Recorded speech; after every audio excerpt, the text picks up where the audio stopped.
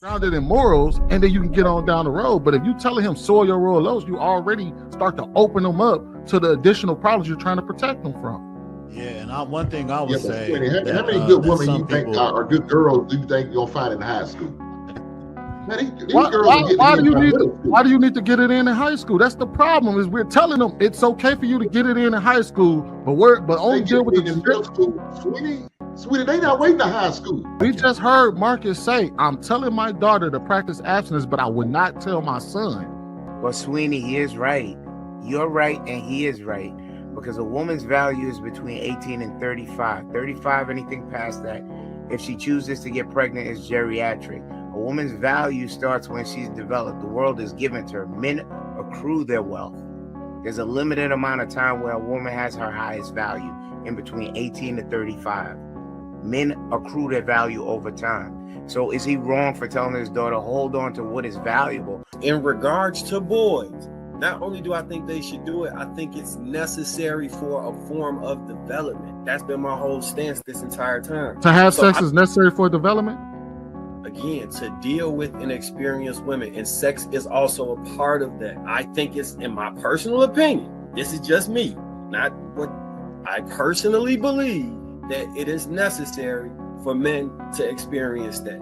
Me personally, I've seen a lot of success stories by women that were that got married, women that were virgins that got cheated on and don't have anybody, men that were that got married, men that didn't get no still can't get no you know what I'm saying? So it's like each scenario makes sense to me, because the most of my homeboys that had, you know, growing up, as one would say, they're married with children now. And then there's some that have some that don't have shit.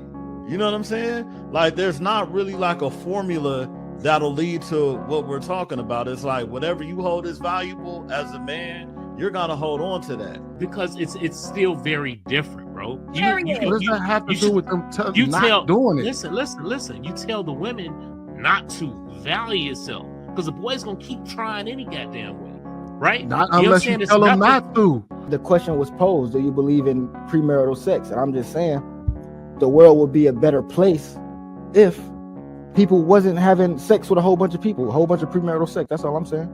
Premarital sex. I have no problem with testing the waters before I invested. I did that with my wife. It is what it is. Is the leniency that we're giving or we're telling young boys to have, is that not a part of why kids are having sex in middle school now?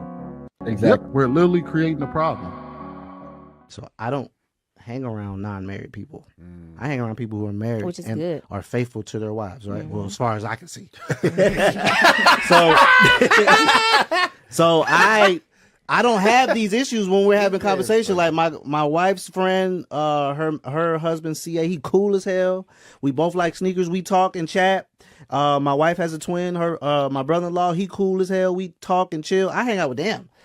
I don't hang out with you or you. So you saying, I don't got nothing in common with y'all. So you saying it's about the environment? I'm dead ass serious. So you saying it's about the environment? So when we go out, guess what we gonna go out? Where other people are like us at. Yeah. But that's how you're supposed to be. Black boys be everything. Black boys be everything to everybody. Black boys be everything to everybody but themselves. Black boys be me. Black boys be great. Black boys be innocent. Black boys be quiet. Black boys see cops and black boys get nervous because black boys get shot, and that's when black boys we riot. But when black boys get shot by black boys, that's when black boys go silent, because black boys ain't no snitch. Black boys ain't never been nobody's bitch. Yo, can you really believe black boys be living like this because we be so hurt? Yeah, black boys be crying. Black boys be life, living even after black boys be dying, because black boys be spirit, holding the space in between both bad and bougie. Do it look like we get left out? Nah, we get taken off. Credits erased. Black boys be like movies, like short films, living in fear of early credits, losing life just to win awards, just so the crowd can be like, yay, so the black boy can feel like, yay, black boy act like black man, yay, black boy go broke. They say black boy crazy. Black boy been basking in black face. Some say yay, some say no. Know what I say? I say you drop a black boy in the middle of a frozen lake and it'll still make a ripple. Black boy bounces ball, then it's black boy go. Black boy searches for self, then it's black boy whoa. Black boy stop. Black boy don't talk, black boy dribble. Black boys be confused. Black boy they told shut up and dribble tells black boy don't talk, black boy dribble. Black boys be confused. Buck broken for big bucks, so black boys don't be seeing clear. Black boy do anything to black boy for white face paper, white face approval. Black boy be the new overseer, stay in the newest whip, dripped up like Django. Black boys be like, free my nigga. Huh, just to turn around and put them in chains though. Black boy be careful. Some are gonna wanna flaunt you more than they actually want you. Black boy beware. They'll have you thinking this ain't your reflection speaking. Black boy be me, so black boy be love. Black boy be me, so black boy been enough. Black boys be everything. Black boys be everything to everybody. Black boys be everything to everybody but themselves.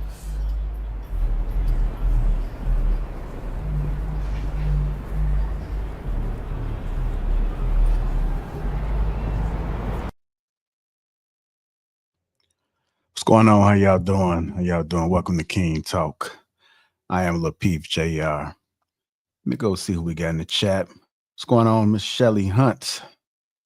Red Lipstick Vibes. Fishing to Fit. Christopher Matthews. How you doing, Dale Matthew? Mrs. Hink. Angela Swift. We got Lucia Rail Lux. BZ. What's going on? As you guys come in, do me a favor, hit that like button. Also, make sure you subscribe to the channel. I also want to give a special thanks to the sponsor of the show, T.H. Hanley, Uncomplicated Skincare for Men. 40% off along with a free gift. And if you become a member, you get 20% off for life. Got a great show ahead for you guys. We are going to be doing a little bit of debating before we open it up to the full panel. If you guys missed last Tuesday's show, you missed an epic one. It was one for the books. So a lot of discussions afterwards that sparked a part 2. I thought it was necessary. I also had a lot of people reaching out to me because they enjoyed the conversation, and some people was alarmed, even some of the men that's a part of King Talk. So we are going to do a debate. I got the people in the back, so don't worry, it's not just me. I know y'all not used to me doing all this talking, but I am going to bring up some topics and have them to debate one-on-one, almost like presidential candidate style. So I'm looking forward to this. This is something that's new. I just want to thank you guys for tuning in. If you guys do have any questions, I will try to address some of them, or if you have some questions for the panel. Towards the end, I am going to open up the phone lines for people to call in.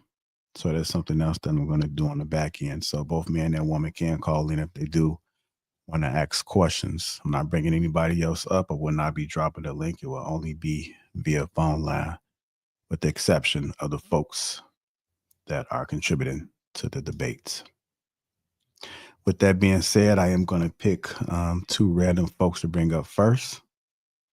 So let me go ahead and get this together. If you are catching this on the replay, make sure you guys hit that like button, and also make sure you guys subscribe to the channel. What's going on, Humble Dad? Lord Sean P. How y'all doing? I'm doing wonderful, man. Doing wonderful, man. You guys are going to be the rookies, man, the newbies. You guys are going to be kicking it off, man. So I am going to open this up. Again, it's going to be 2 minutes. Let me pull up some of my notes real quickly. So you guys will have 2 minutes to answer, 2 minutes for rebuttals, and an extra minute for follow-ups, clarification, or responses. Y'all understand? Want to make sure we stay on topic. If you guys do get off topic, I will redirect you guys. We are not doing anything personal, but we only want to make sure that we are responding to the topic.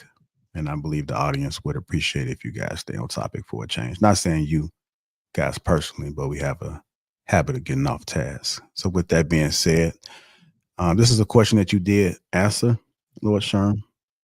How do you guys feel about sex before marriage? But since Humble Dad wasn't here, I thought it'd be a good discussion and just kind of set the tone for where we're going with this. Cool? That's a bet. All right. So I'm gonna have you kick it off. Maybe kick it off, Sherm. I'm not sure if Humble Dad actually seen your response, but let me get my timer ready so we can make sure we do this thorough. All right, go ahead, Sherm. It's on you. How do you feel about sex before marriage? You're on mute, just so you know. We can't hear you. Okay, cool. My bad. Yeah, so as I said before about sex before marriage, I feel like in today's times, as people are getting married later on in life, like within their mid-30s, and us trying to find ourselves as human beings, become a career person from 18 all the way through your 20s, it's going to be impossible for any of us or anybody to probably wait until marriage, because things aren't how they used to be back in the day when my grandparents, and as well as some people else listening, got married at like 15, 16. But just like the peak of when they were trying to reproduce as human beings, and it made sense. But to, think that that's going to happen in these times, for me, it's kind of like if someone does say that they're a virgin at 25 or 30, they're probably going to end up being a weirdo to somebody out there, or they may not have enough experience to hang with the person that has many partners, but I will say, no matter what, people do stick to their guns and what they believe in. They could find somebody that could adhere to it or agrees to it, depending on what social circles that they're in. But, depending on where you're at and your and the environment that you grow up in, I think that would probably be nearly impossible to do. Like me growing up as a young man in the inner city of Los Angeles, we had a lot of pressure on us to lose our virginity, to have sex, even though I was raised in the church at the same time. So it was like, okay, I know what God wants, but society and the temptation and, all the lust going on and, women, you're probably gonna be in a lose-lose situation. So I would tell the young men that I know growing up to protect yourself, find one woman if you are going to do that, and make sure that you're safe at all times. All right, go ahead. Humble Dad, 2 minutes on you.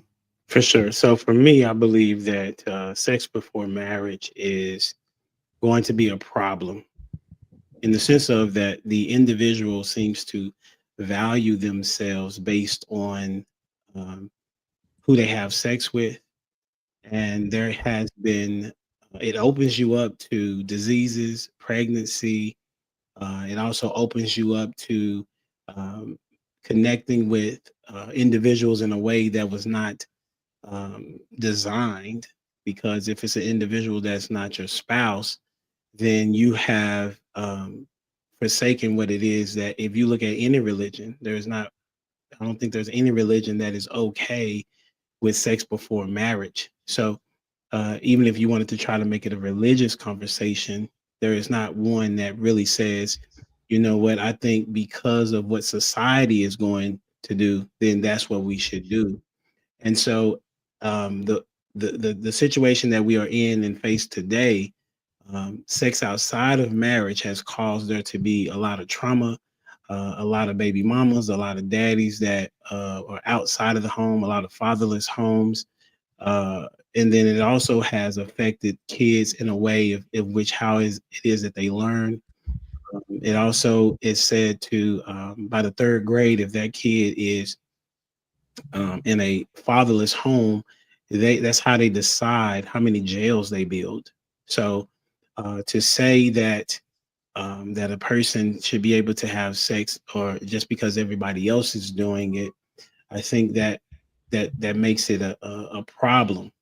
Unfortunately, I'm aware of that. What it is now is that people are having sex before marriage, but in my estimation, it has not been beneficial to any community that has elected to do such a thing.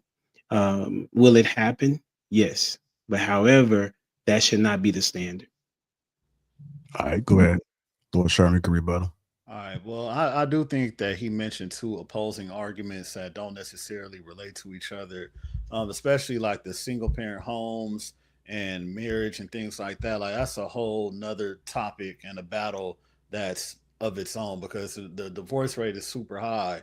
And just because somebody gets married does not mean that they're going to stay together. I mean, we all know that by now.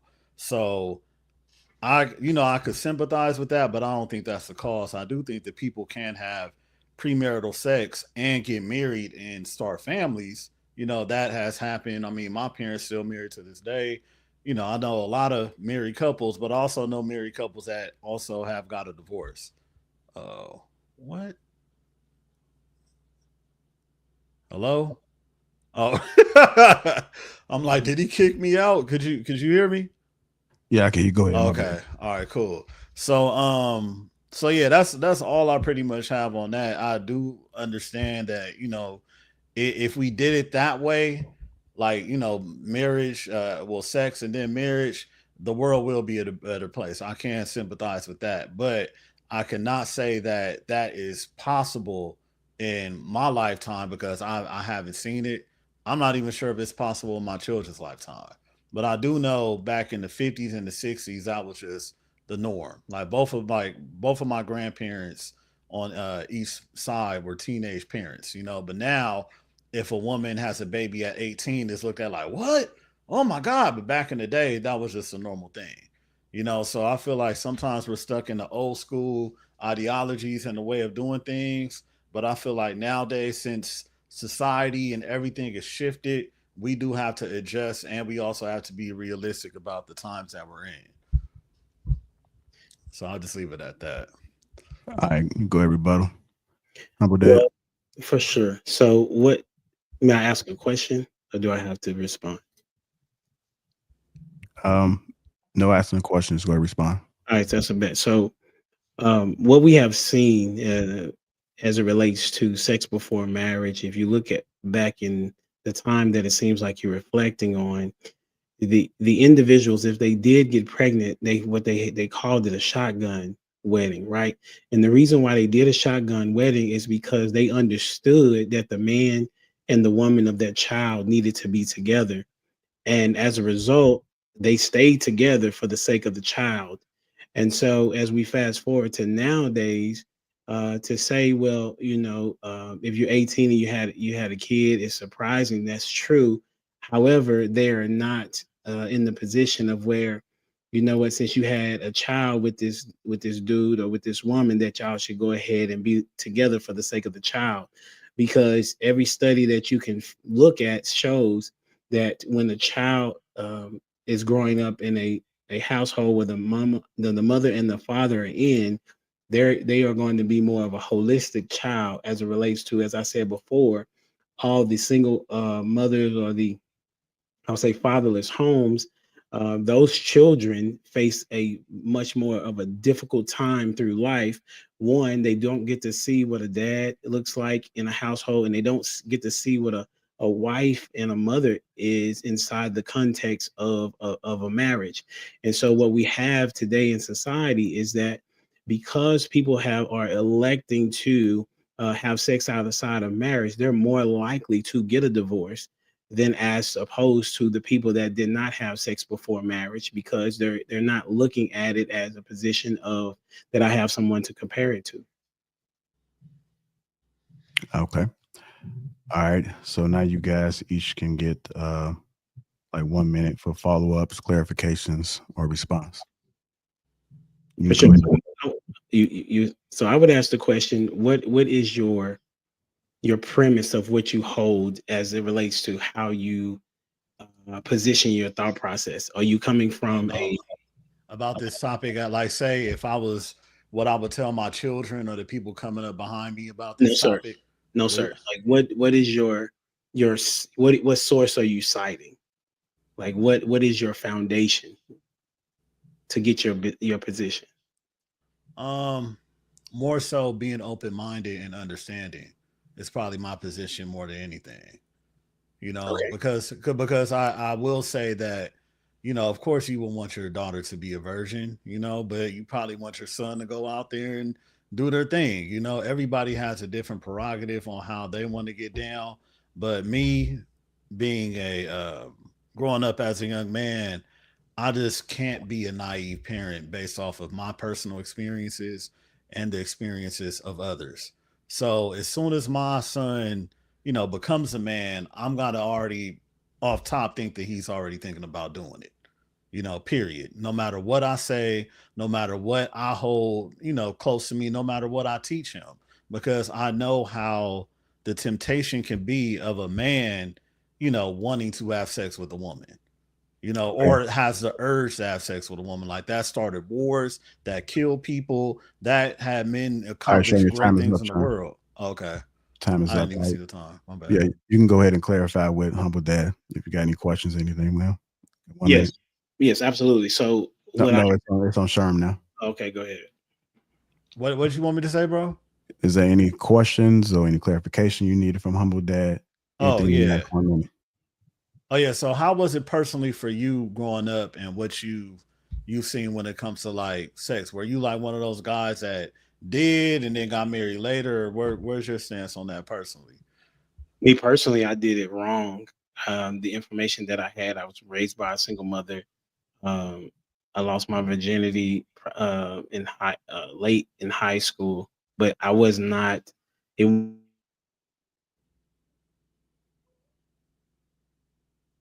Damn, I can't hear him. Did he freeze up? Yeah. Okay, we got to put an audible on this one then.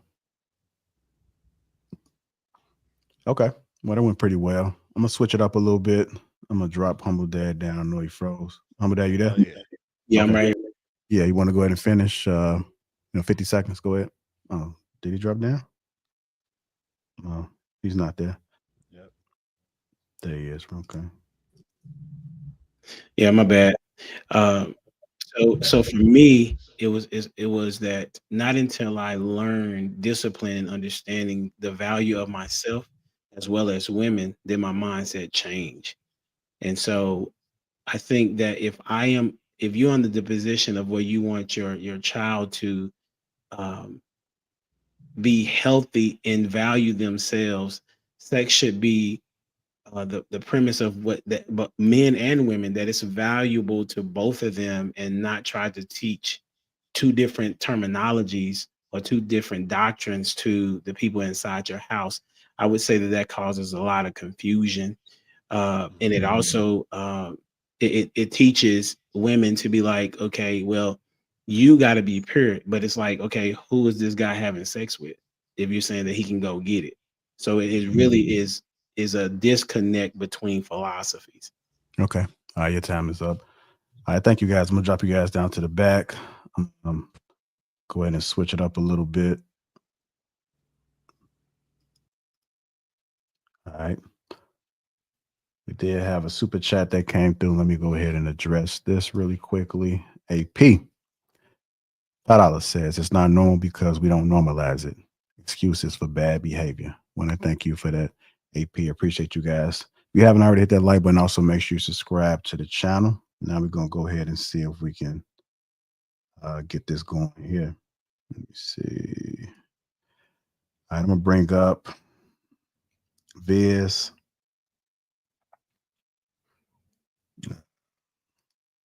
Bring up Darwin. Bringing up Sweeney. And I'm also bringing up Marcus. Outlaw. And somebody else. Who was it? I bring up Hank. All right, so let me go ahead and switch this up a little bit. All right, there we go. There we go. What's going on, gentlemen? Thank you there. What up, Joe? All right. Good energy, good people. How y'all doing? What's going on? All right, so you guys kick it off, and I'm for the people that's in the back, I'm going to bring you guys back up. Just give me 1 second. It was a hot topic last Tuesday, and kind of stemmed off. So I'm gonna switch it up a little bit. I'll just have maybe like 5-minute rounds. Well, like I'll do 3 minutes. I'll do 3 minutes for each side. Maybe I just kind of let y'all just go back and forth. I'll let y'all go back and forth for 5 minutes. But make sure y'all stay on topic. And make sure that you guys are allowing. If you are speaking, I will say you've been talking too long, so kind of keep it like 1 minute, 20 seconds, 1 minute, 30 seconds. Don't do no monologues. But we're going to bring up that topic back again because maybe you guys had a moment to clarify, to think it over.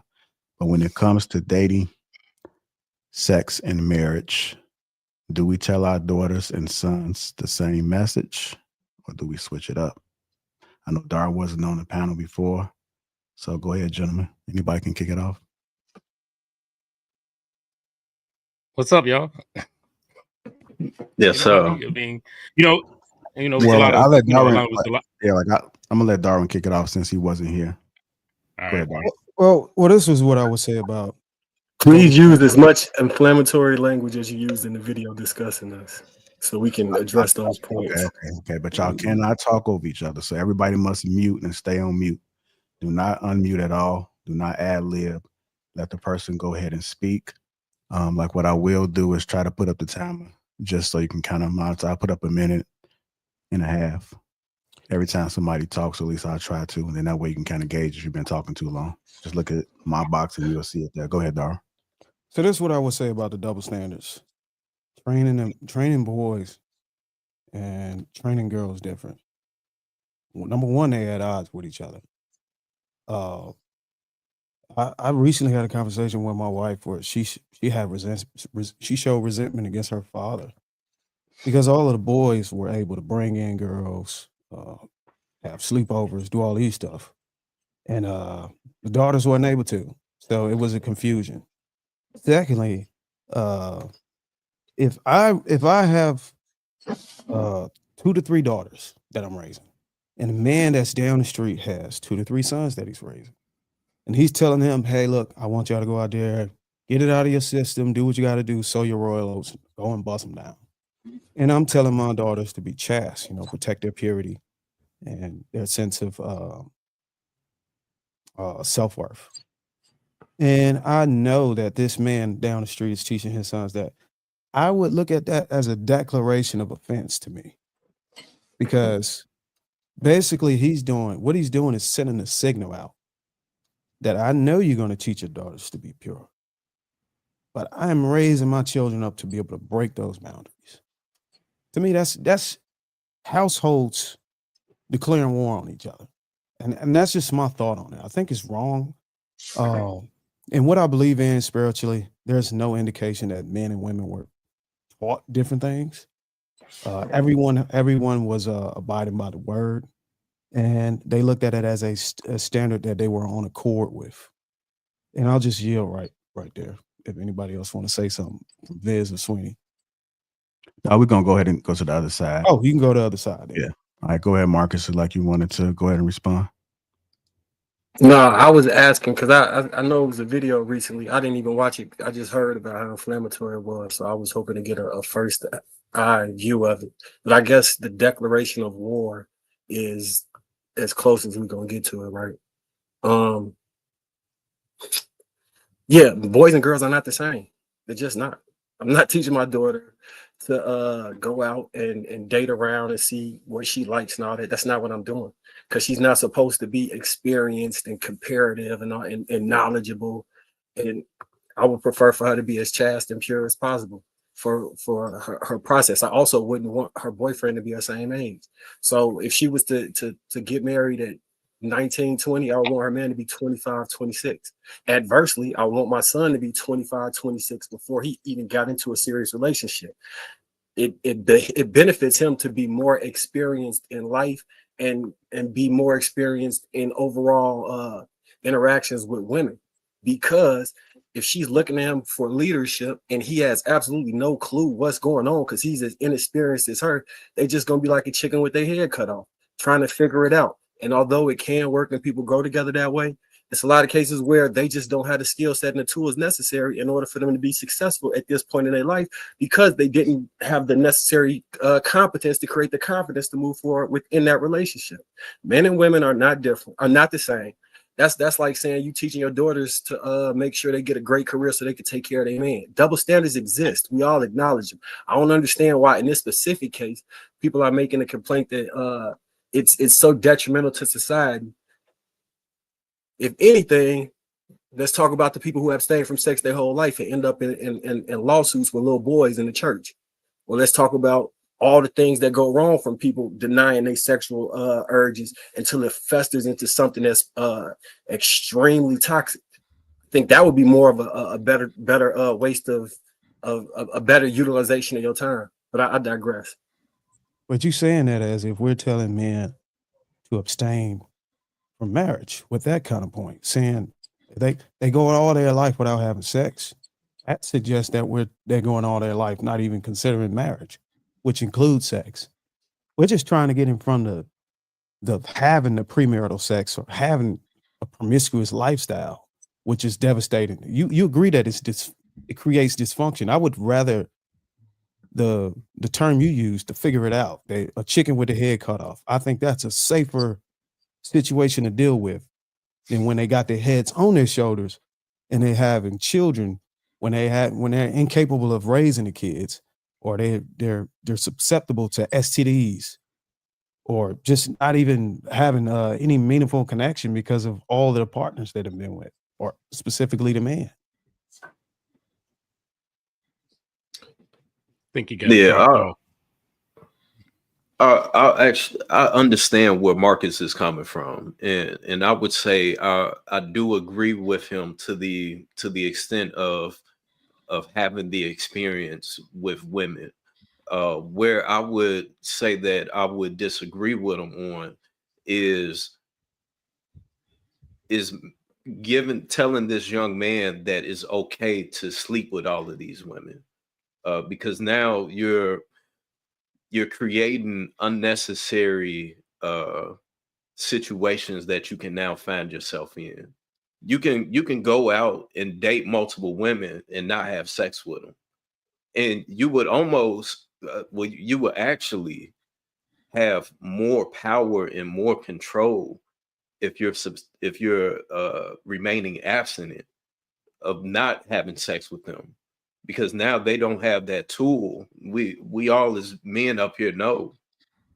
We all know that women will use the box against us, right? So if we can remove one level or one thing that will give them the one up, especially on young men that allow for it to control them, right? For young men that know, or young women that know that they can control young men with it. So I think if we tell young men that, hey, look, you should go out and get experience and understand how different women respond and react, and how to carry yourself amongst them. But don't just go out just having sex with all of them, because you then give away your power and your value. You're more valuable with that, with the less bodies that you have. So I agree with him to that extent, but your time that's is why up, guys. All right, time is up. Go ahead, Hank. So I don't understand is we okay with our young men going out and getting experience at everything in life, but when it comes to interacting with women, we want as less experience as possible. Yeah, that makes no sense.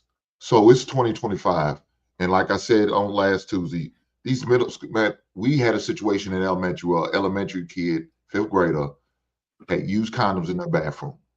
We can't be naive and thinking that these kids are not doing it. They're gonna be peer pressure. You're a young man. If you got a nice looking young man, a handsome son, he's gonna get pressure. Now, if you got some ugly ass offspring, and ain't nothing he can do about it, blame it on his goddamn daddy.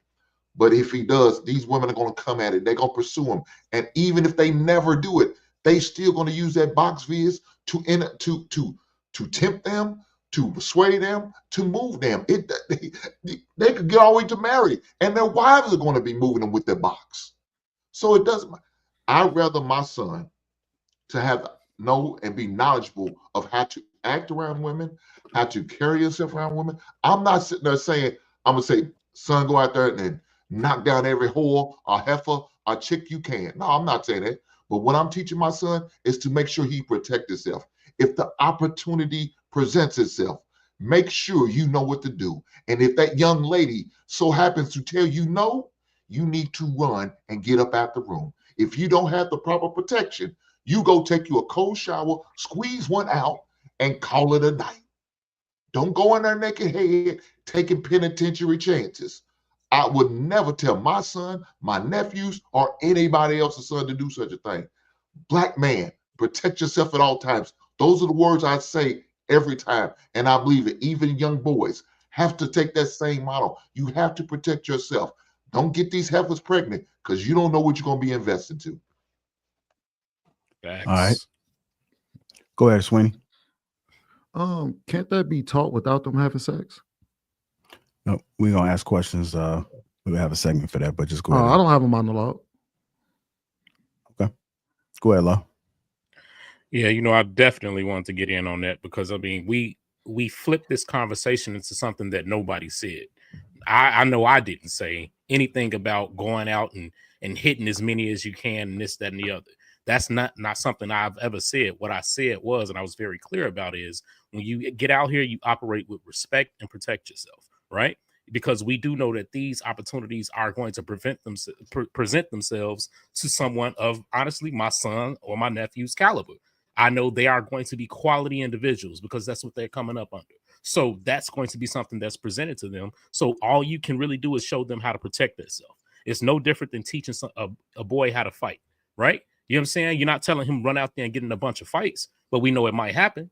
So you better make sure you're protected. You dig what I'm saying? It's no different. And I don't tell my daughter anything different, but I also make sure she understands her value. You understand what I'm saying? Because as adults in this world right now, as it stands, these things are going to be presented to them. You know what I'm saying? I'm talking from experience, and I hate when people throw this, oh, wait till you marry, yada, yada, yada, but you can't say you've done it and you don't know anybody else that's done it.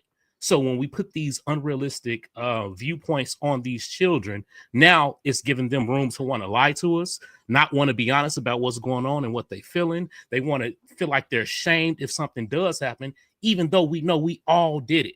We were all there. Any man on this panel that got a woman or a wife, you hit it before you got married. And if you didn't, tell me somebody that didn't, I'll show you a liar. You know what I'm saying? Come on, man. So that's it. That's all I got on it. Okay. So if you guys want to ask questions, now you guys can. Can't all that be taught without having sex? Like, because the previous show, Marcus didn't just say he would tell his son to protect himself. And I don't think anybody disagreed with telling our sons that they need to protect themselves. I think where the disagreement came in is Marcus specifically said he would teach his son to go out there and get it. he said he would teach his daughter to be chaste, and he would teach his son to go out there and get it. So I don't understand where the sex aspect needs to be presented for them to have experience with women. You can talk to women, you can know how to speak to women, you can know how to treat women without actually introducing sex into it, especially with children.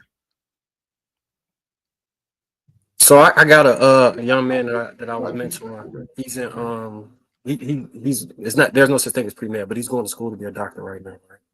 And we had a conversation. I've been knowing him since he was 12. We had a conversation about girls, and he was telling me, to your example, Sweeney, that he's been friends with girls his whole life, and what issue he's an attractive young man, about 6'1", 6'2", in shape. Women would say he's handsome, right? His number one issue is whenever he gets close with girls, they put him in the friend zone and keep him in the friend zone, and he keeps running into that. And that is, so you could be friends with women. That does not translate into how to garner attraction and then how to navigate within a relationship, because the dynamics between just friendship and a relationship are completely different. So how does sex play a factor in that? You could still teach all of that without sex. You can teach someone how. I'm sorry. No, go ahead.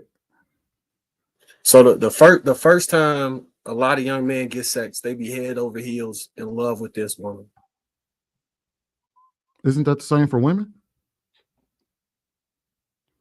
The first time women have sex, they tend to be head over heels for the guy that they've been with. Because I remember him saying, hold on, Sweeney. Doesn't that further make the point that you should have sex with the one you want to marry? Because ideally, when you get married, the person you have sex with, you want to be head over heels for, right? Ideally, yeah, ideally, but we talking about ideas or reality. But if you're having multiple sexual partners and you desensitize that feeling, you downgrade it over the many bodies you have. You take away that. Go ahead. I was going to ask, is that a opinion based on experience, or is that theology right now? I'm just speaking to what was just said. Somebody said that you would be head over heels. You would be head over heels the first time you get sex. And what I'm saying is, doesn't that strengthen the case that the person you want to have sex with first is the one you marry? Because the love will be at its ultimate point. You get what I'm saying? I understood the question, but my question on that was, is that being based on what you've experienced from your reality, or is that being based on a theology that you are pushing? I would say it's based on both. I would say there's statistics that also back it up. Me personally, I think when you first do something, when you first do anything in life that result in a dopamine hit, I think at that point you would get maximum satisfaction, and you will always try to replicate that experience the second time, the third time, the fourth time, fifth, but you never get it the first time, which further strengthens the point that the one you want to lay down with is the one you want to marry. No. The one that you first laid. Go ahead, Hank. Yeah, look, man, you fall heads over heel with that first little girlfriend you had in elementary. You know what I'm saying? The first one that circled yes when you asked, do you like me, yes or no? Now, I may be showing my age when I make that statement. Some of you cats may not never experience that. Shout out to y'all. But you fall in the end. I mean, just because look, the first time I ever had sex at the age of 15, I didn't know what the shit I was doing. I mean, it felt better my second and third time, because by then I knew exactly how to do it. The first time was like just a quick fix. It was 2 minutes. God damn it, it was over. So I really didn't get to enjoy it like I wanted to. So that didn't mean anything to me. But that second and third time, like, oh shit, okay, we here. I understand. But I don't think it's to that point where it's going to ruin society. That's people's mindset is what's wrong with today's society. You got people who are virgins who are really messed up and hate men, who they've never been with a man and can hate men. You got these bulldaggers talk about they can't stand men, never been with a man. So how can we just put all of the issues we're dealing with called sex. Do you Go ahead. think which Hold group on. do you think which Hold group? tight real quick, Sweeney. I'm gonna put up 2 more minutes, and then I'm gonna swap you guys out for the next set of guys for a few. Okay, so I'm gonna put the 2-minute time up. Go ahead, Sweeney. Which group do you think has the biggest issue with men? Women who have no experience with men, or women who have experienced men? Because I would argue, anytime we've been in this space for 5 years. For 5 years, we've been sitting here, and I will make the argument that majority of the women that we've heard have issues with men have had relationships with men. They weren't virgins who ain't never experienced a man before, by and large. In fact, statistically, they say that that virgin couples tend to have the most lasting relationships, tend to have the most lasting. Their relationships tend to last longer. They tend to be more satisfied sexually within their marriage. They tend to have an overall more positive outlook on their marriage. We know this, and it doesn't matter where you look, what you look up. The data remains the same that virgin couples tend to have better relationships and better outcomes than people who had sexual experience. There's no way that you can deny this. All you got to do is look it up. What data are you referencing? Hold on. Look, I want to just make sure you understand that it wasn't virgin marriages. It was people with less than a certain amount of partners. It counted for all of them, right? You know what I'm saying? For all of them. So if you had one partner, you know what I'm saying? That's not necessarily saying a virgin. No, that's what I'm saying. I'm trying to correct them. It counts for all of them. It counted people who were virgins, where their only sexual partner was their person that they married. It counted for people who may have had one or two partners. You're missing my point. I'm not missing your point. Listen to what I'm saying. What I'm saying is just because they ended up married, right, doesn't mean they didn't have premarital sex. That's always my point, right? You said I'm saying it was more about the partners. How many partners? Not about when they actually decided to have sex. I get what you you're saying. I'm saying. I think right. Yeah, okay, I get what you're saying.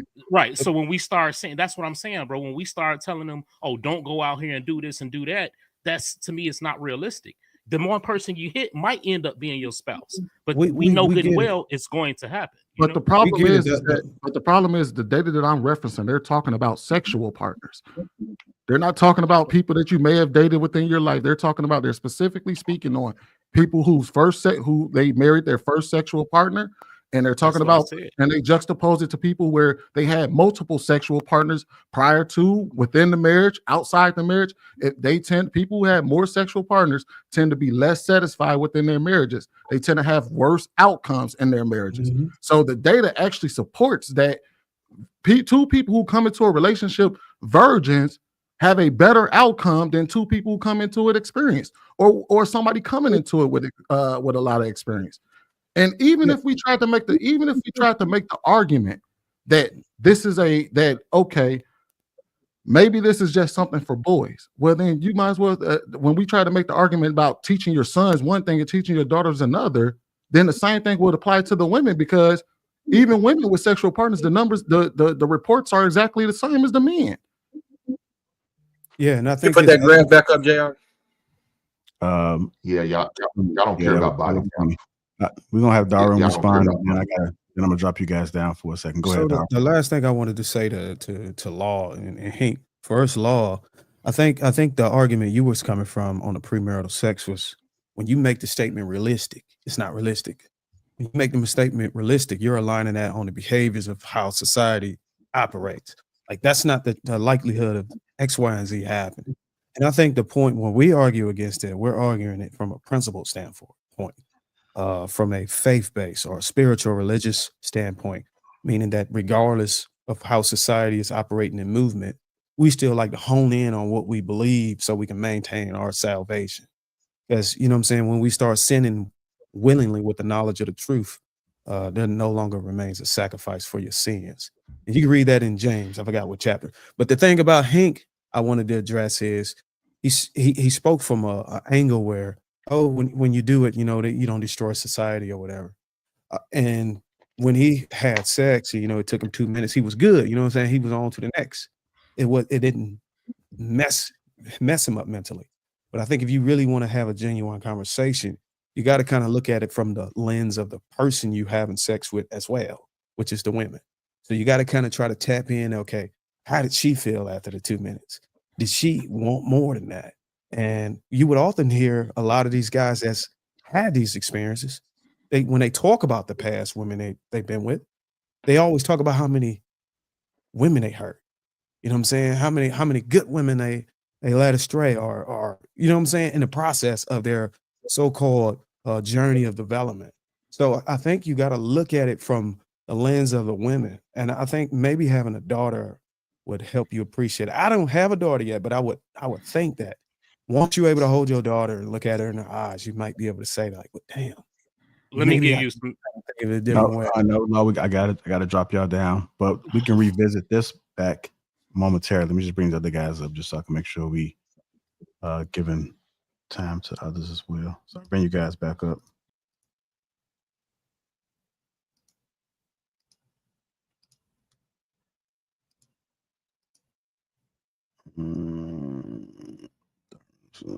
KP.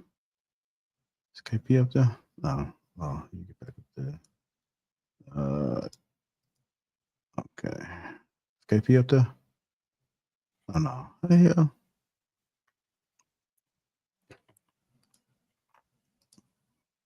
Okay, there we go. All right, the question I have for you guys is,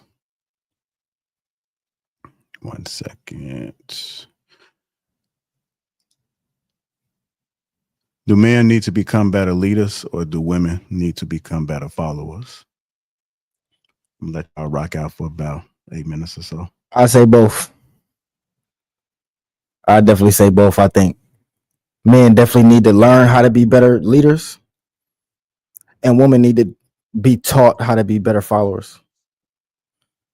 See, as men, a lot of us don't have fathers, so we learn throughout our life how to be a leader, throughout trial and error, messing up, doing it again, messing up, doing it again. But see, women with their aunties and their mothers, most of the time, they're not taught how to be followers. So when a man finally do get to the point where he is able to lead, sometimes he has trouble finding a woman that knows how to follow. Well, that's what I come across, and that's what I hear from guys in my age range. Okay. So the way that you position the question, right, if I had to land one way, because I don't like the 50-50 both. If we talk about men being leaders in society, in our homes, of our families, then the onus is on us. Big part of leadership is knowing who are your followers, right? Most people talk about vibing with your tribe or finding your tribe, so on and so forth. I think we spend a lot of time worrying about who the followers are when those are not the people called to follow you, right? The people that are called to follow you, those are the ones that you're supposed to hone and craft your voice for. And primarily, those are the ones in your own home. And if those in your own home aren't following you, that's a different conversation. But it's supposed to spread from your home to your community, through your neighborhood, through your city, so on and so forth, right? So just succinctly, the way that you asked the question, if I had to land on one, I would say that we develop better leaders in the men. All right. Hold on 1 second, Cole. Go ahead, Dolo. Yeah, I think the leadership side for the men is the issue, in my opinion, as well. Speaking from the church perspective, I think with that being a misled place right now in the congregation, it's a lot of brothers seeing leave the church in droves due to the fact that we have a lot of men being taught not to learn how to understand how to be a better man. In most cases, taught like how to be understanding the women more. And we can do that in any other situation, but when it's coming to leading, it's not talked as much. But we're seeing more of those conversations being scolded to the men to say, well, you don't understand, you're 30 and up, you're pretty much another washed up guy. But that's not always the case. Most of these guys out here are successful in most spaces I've talked to, but the issue is, like they said, it's always comes to the women. But the problem is the leadership is not showing them how to be leaders in the church. And there's a power issue which I've noticed. And I'm just speaking on experience because I've seen that. But I'll say that because I think there's a lot of that issue dealing with the leaders not teaching men how to lead more in the most spaces, like not even just a church, just any other space. You know what I'm saying? To give the power to show them how to lead as a man. All right, go ahead, KP. Peace to the panel. I have an issue with us not understanding that we're in non-traditional times and we have non-traditional women that don't respect the leadership of a man, and they use the trope.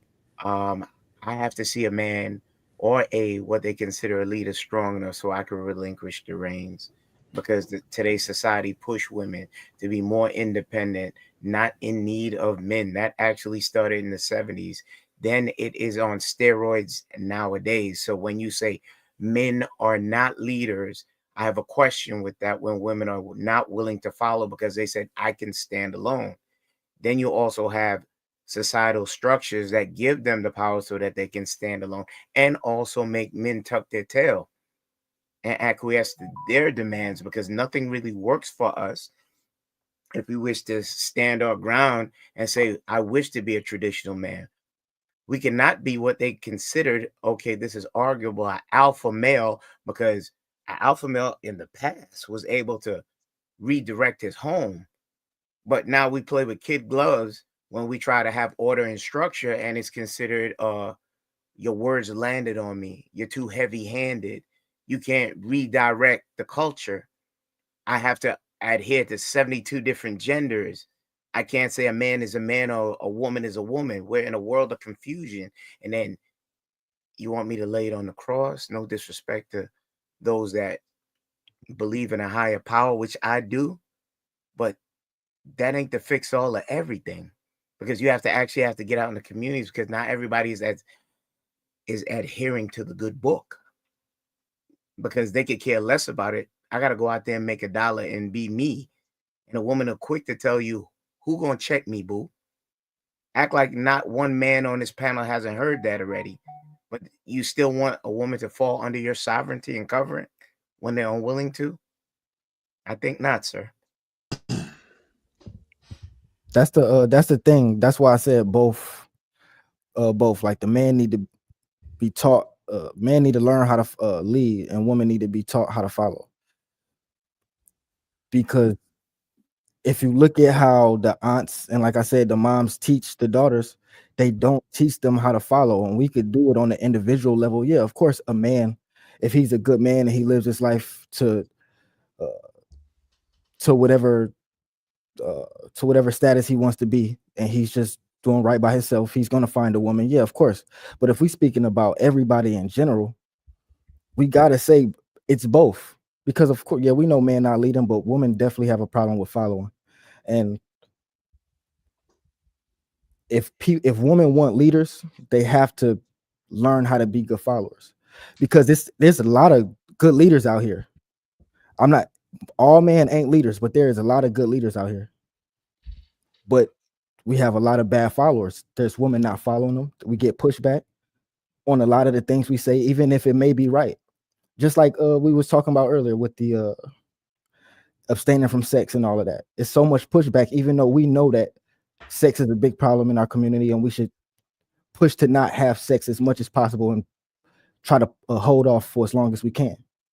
So I think that everybody's just too much in their emotions and try to have what they want when they want it, instead of just focusing on what's right for society. That's just in my opinion. Okay, I like to speak on this. First off, I want to define what a leader is. A leader is someone who is leading, and that's it, and that's all. If you're not leading anyone, you're not a leader. Now, leaders could go anywhere on this planet and people will lead because they're in the position to follow somebody that inspires them to do better, to be greater. That naturally happens to leaders. A leader could go here, there, wherever. But every man can't lead, or some men have to continuously be led by a stronger man than them. And sometimes a man needs to be a follower and follow something to be a great leader to his woman, because leaders learn from other good leaders. So you have to be a great follower first, but who are you following? Is a person you're following leading other people? You know what I'm saying? And that's what like we're not talking about. Like it is okay for certain men to not even be leaders. You will probably be a great follower and eat more than the leader over there. You know what I'm saying? Nobody talks bad about a vice president. You know what I mean? If you're the vice president of a company doing big numbers, you're going to get the fine woman too. But that's more like in a group. Hold on, Cole. Hold on. Go ahead. Yeah, so that's that's what I want to get out there. It's like it's nothing magic, it's nothing, out of this world. It's more so like, are we gonna accept our positions? Because also being a leader takes a lot of strength. It's stressful. You have to worry about other people besides yourself every day. You know what I'm saying? Oh man, if I don't do this, such and such ain't gonna get paid. They ain't gonna be able to do this or do that. Some people don't need to be in that position because they can't handle the pressure or the stress. All right, Sometimes it's okay to just be a good follower. All right, go ahead, humble that. Oh man, this is sad. Right. So to answer the question, I think that there are less leaders by definition for men because there are less men than there are women. Right. So men definitely need to step up. So this is the challenge for me. Right. So when I'm talking to women, I talk to women and tell them what it is that they have or what they're doing wrong. And I talk to men and I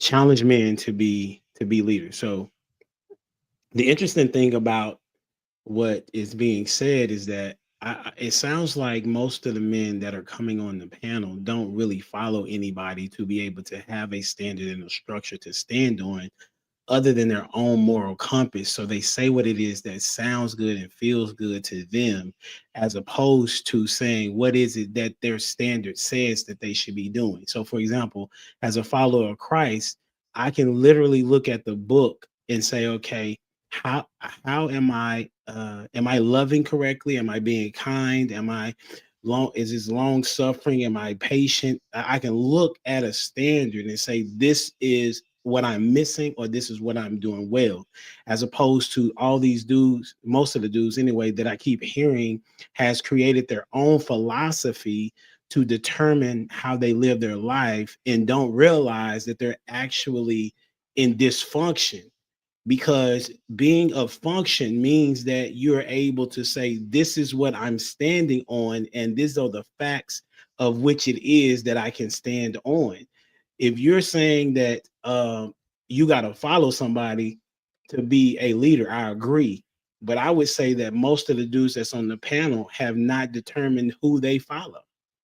And so therefore, that's why you see the dysfunction in the answer. Well, are you talking about the answer to this topic or the last topic? Both. Okay, Both. so you want me to clarify? Yeah, because I'm like, what about this topic do you necessarily disagree with, and what did that person say exactly? So this particular topic, you stated that men should be following to be able to become a leader, right? The first statement that you said, a leader is a person that leads, which you cannot describe a word with the word, first of all. Secondly, there are actually, if you will, subtitles for what leaders are, right?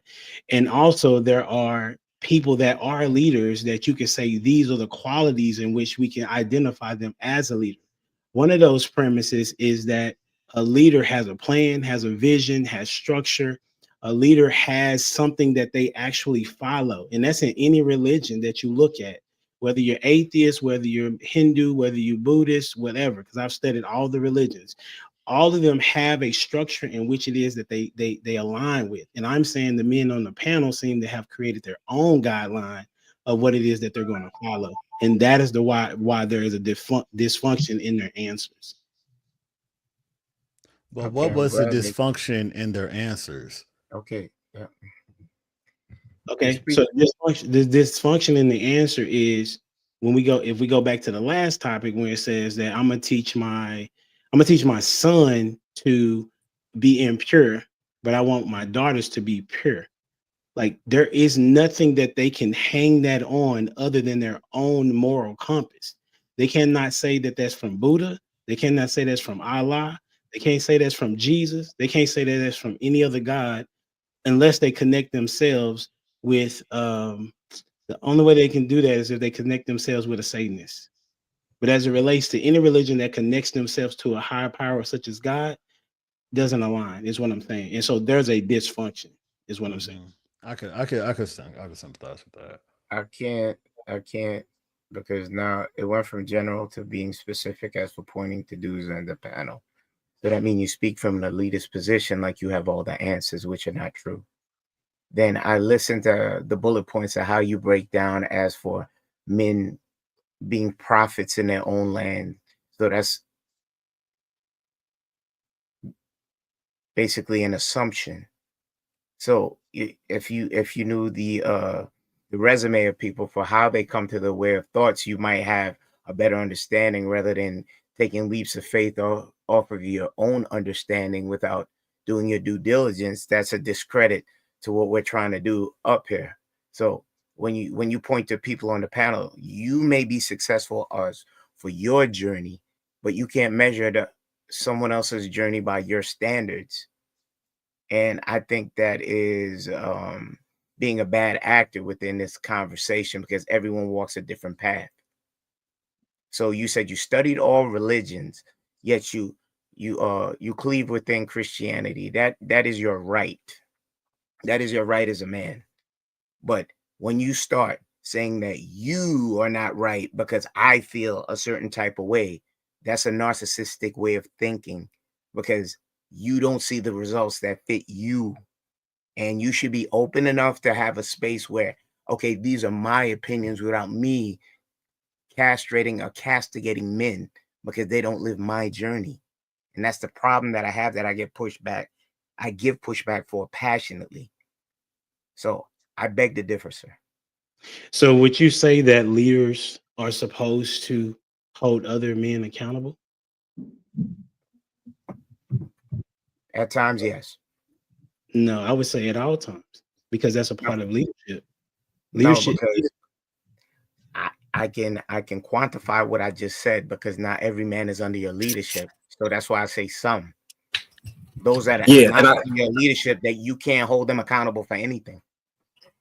So what I'm saying is, though, as men on a panel and we're talking to each other, I am able to provide you the definitions of a leader outside of which you would say that I'm saying from a Christian standpoint. If you read any book about leadership, a part of leadership is holding men accountable. And there is a standard and a structure. And as a man I'm 46. I've been married before. I lost a wife. I'm married again. I have kids. I'm a professor. I mean, I have a lot of different accolades that I can list to provide you how it is that I can say when someone is not, because to say someone is not being a leader or someone is not being a man in the way that they should be honoring their community. So because when people speak, you speak from the position of what it is that you have learned or what it is that you believe. And so that's what I'm saying. Okay. Right. But you also have to. I'm gonna keep it short real quick. You're in your right with all the accolades that you pointed out, but you're speaking of your journey. So your opinion is what you can give. You can't give a theory on how other men move through their journeys. You can be respectful of it. If you start imposing your will from your values, that means you're being narcissistic and you devalue someone else's journey because they might not be where they need to be in it. So you don't have a right to do that. Not only that, and you can't judge. Matter of fact, we can play this game. I think that all bald head dudes with gray beards that talk out the side of their neck and say people are dysfunctional and that they're Satanists are very horrible men. I think they're very horrible people. I think they're judgmental. They sit up on perches, they point their fingers, and then they try and castigate people who have said nothing to them except live their life. And as far as accomplishments, most of the men on here, especially have I'm not even gonna list all my fucking accomplishments, but trust me, it's a lot. And I also got the familial accomplishment, and trust me, that's great. So this whole if you don't follow my thing, you're a Satanist and all this other shit. That is really it's like sneak dissing and slick jabs from somebody claiming to be a leader while not even having the ability to communicate effectively. And this whole "I'm gonna hold you accountable" thing is goofy as fuck to me, especially when we have no relationship. We don't. So one of the things about being able to hold somebody to some measure or standard, you build a relationship with them. You understand if they agree or they are trying to be on the path that you're trying to lead them on, and then you can provide input if they're requesting feedback or they have some type of trust of something for that. I don't got none of that for you. So these Satanist comments is blowing me, and it just in general, the disposition is off-putting. It's off-putting and it's disrespectful. So just really quick. Can we center the conversation? I don't want it to get personal because then we lose time and opportunity. Really. I want y'all to get it off, but go ahead, Wisdom. Saying they living in dysfunction and all this crazy. I got that. Shit. You got yours off. I'm saying you got yours off. KP got his off. Can we recenter the conversation? Is what I'm asking. Yeah, Chicago. You're absolutely right. We need to center the conversation, but I think we do need to go on the record and correctly restate what Humble Dad said out of respect. I get what M. White is saying, but I do think, and you could correct me if I'm wrong, Humble Dad, I do think you didn't say they were Satanists. I think you said that they would have, in order for them to take that ideology or embrace that type of behavior, they would have to associate themselves with the Satanist principles or whatever, but not necessarily calling them Satanists. But I mean, he also said, hold on, but what atheist framework did you study, Humble Dad? Where's this framework? This is what I'm saying, fam. This is where we lose. This is where we lose. Man, this whole situation about to turn into about 30-45 minutes of back and forth when this conversation is around premarital sex. So really? I know everybody want to get it in and clarify and correct records. We grown men up here. We grown men. We should just be able to have the conversation. So look, it was hold on. But let me get in, bro. Gooch, we did that. We didn't. How much? Look, how long we gonna spend? Look, here's Rilla. Let me jump in here because here's my thing. Right, we were backstage, and I was just on the same panel with the brother, but as soon as we got off, you throwing shots, and I felt I wanted to respond to it. My thing is this: nobody said. Wait, Law, can we make this the last response on this? Can we make this the last response? For me, I guess. I mean, I can't. So now we gonna hold myself to what everybody else got to say. I'm just saying right now is like this, bro. It's certain things that if you are amongst men, you can't just deem yourself a leader and that you need to try and essentially hold somebody accountable. You got your accolades, like Marcus said. We're not on this panel because we don't have ours, right? I'm very successful in things that I do, and I've raised children to be adults through some of these things that a lot of us are out here. A lot of us are out here, theorizing. This isn't theory over here. This is actual results, experience. That's how you gain wisdom on some of these things that we're speaking about. I'm not just making it up as I go. So when you start throwing out those shots, it feels a little, disingenuous. But then one thing that I will say when we start talking about raising children, it is very different. It's one thing that I always say, and I say it very clearly. You train your sons not to be fuck niggas, and you train your daughters not to get caught by a fuck nigga. Plain and simple. Those are two things that you do. So you can say how you want about, this, that, and the other, and theoretically what you want to do. This is the way you train them to make sure they are respectful and operate with integrity, and that they also respect themselves to who they are and who you talk to them to be. None of that if we can't hold you accountable, we shouldn't expect you to hold women accountable. My family and my results hold me accountable. That's not what he's saying. Like, that's not what he's saying. We can't hold each other. Hold on. Let's just let Darwin and Outlaw go back at it for a second. If we can't hold each other accountable as men, none of us should be able to pick up a microphone and turn around and hold women accountable. We supposed to be leading. Because I think what this all boils down to, what I'm starting to understand is we don't have unified standards. We call ourselves a community. We call ourselves the same. We're like each other and they not like us, but we don't have a unified standard. We see The bigger issue is we don't see a problem with it. We don't see an issue with being divided on how we supposed to conduct ourselves as men. Well, And yeah, the that's women, true. and the crazy thing is the women are able to witness that we're okay with having divided standards. So can't you see how confusing that is for them to figure out which man is right for them if we're all coming into the field scattered? So one thing that I'm and then we already know that they don't have the proper discernment.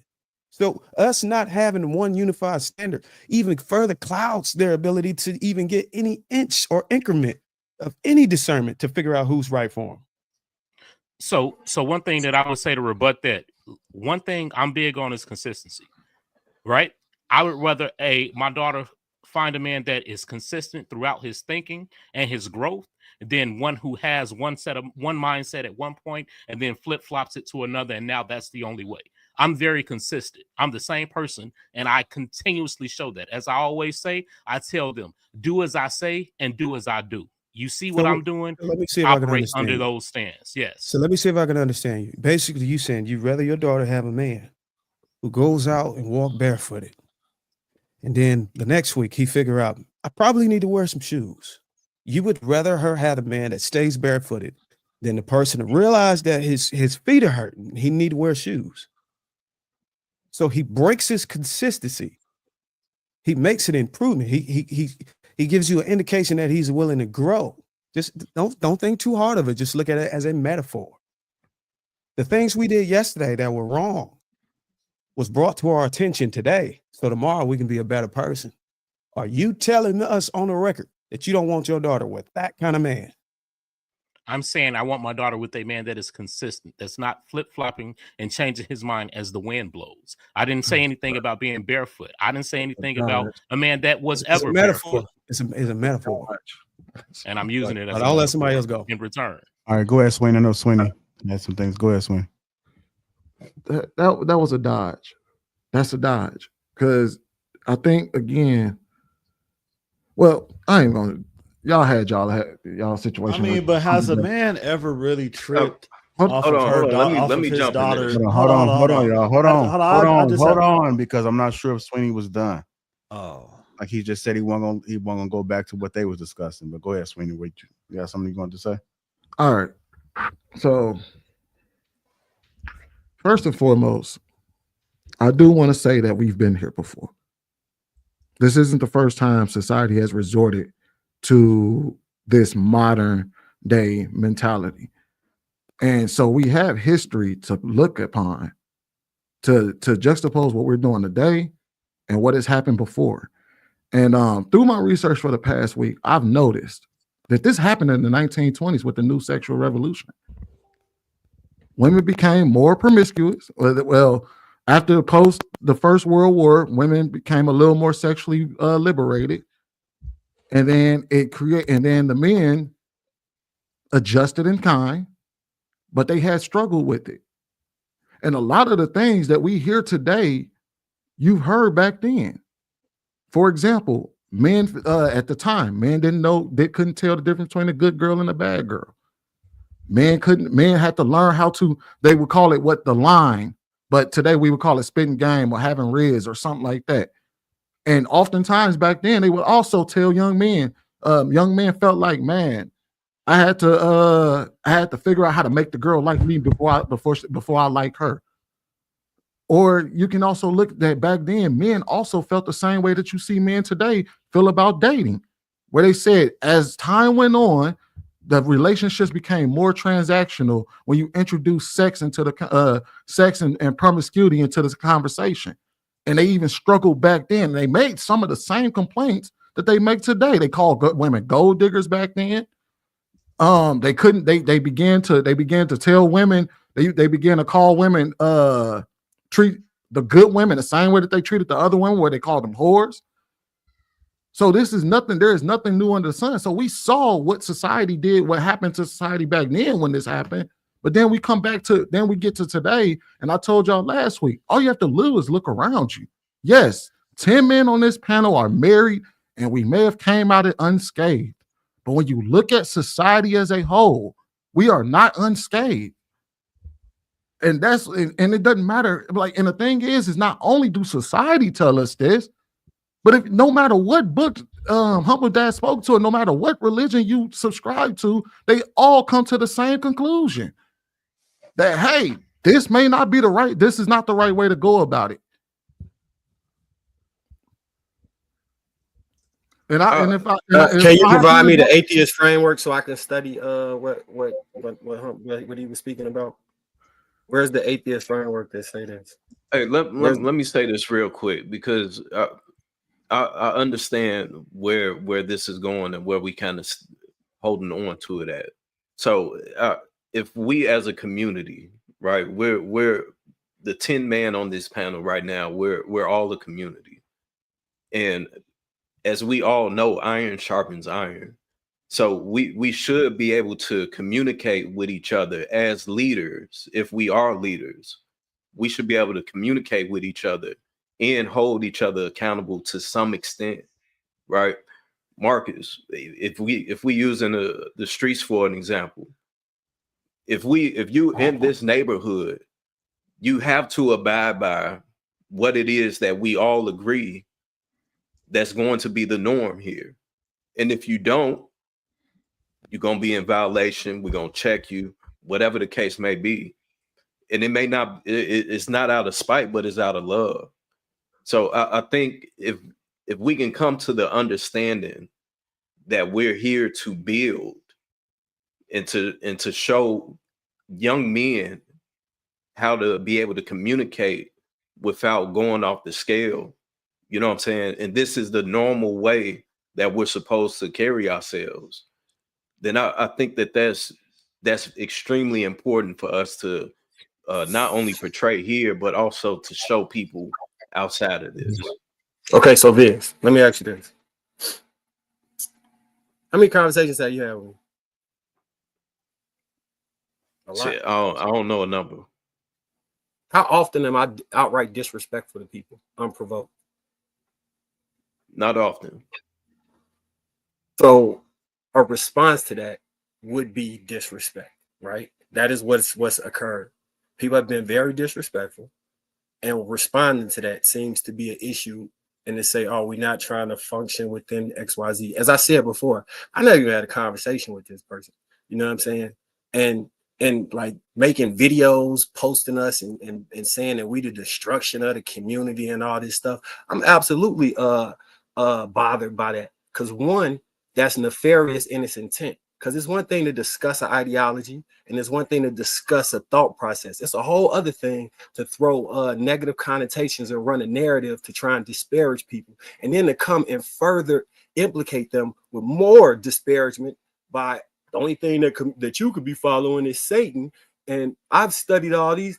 At this point, the respect is off the table to have a reasonable conversation. Because I can have a reasonable conversation, but it can get very disrespectful for people jumping out their body and saying disrespectful stuff. If you want to keep it just on the ideology and we discuss that, then I'm more than happy to do that. But any disrespect, I'm going to hell in this conversation, because motherfuckers then did 3-4 videos and all type of shit. So I'm really turned up, ready to go all the way to whatever level you want for all of this extra shit y'all been doing.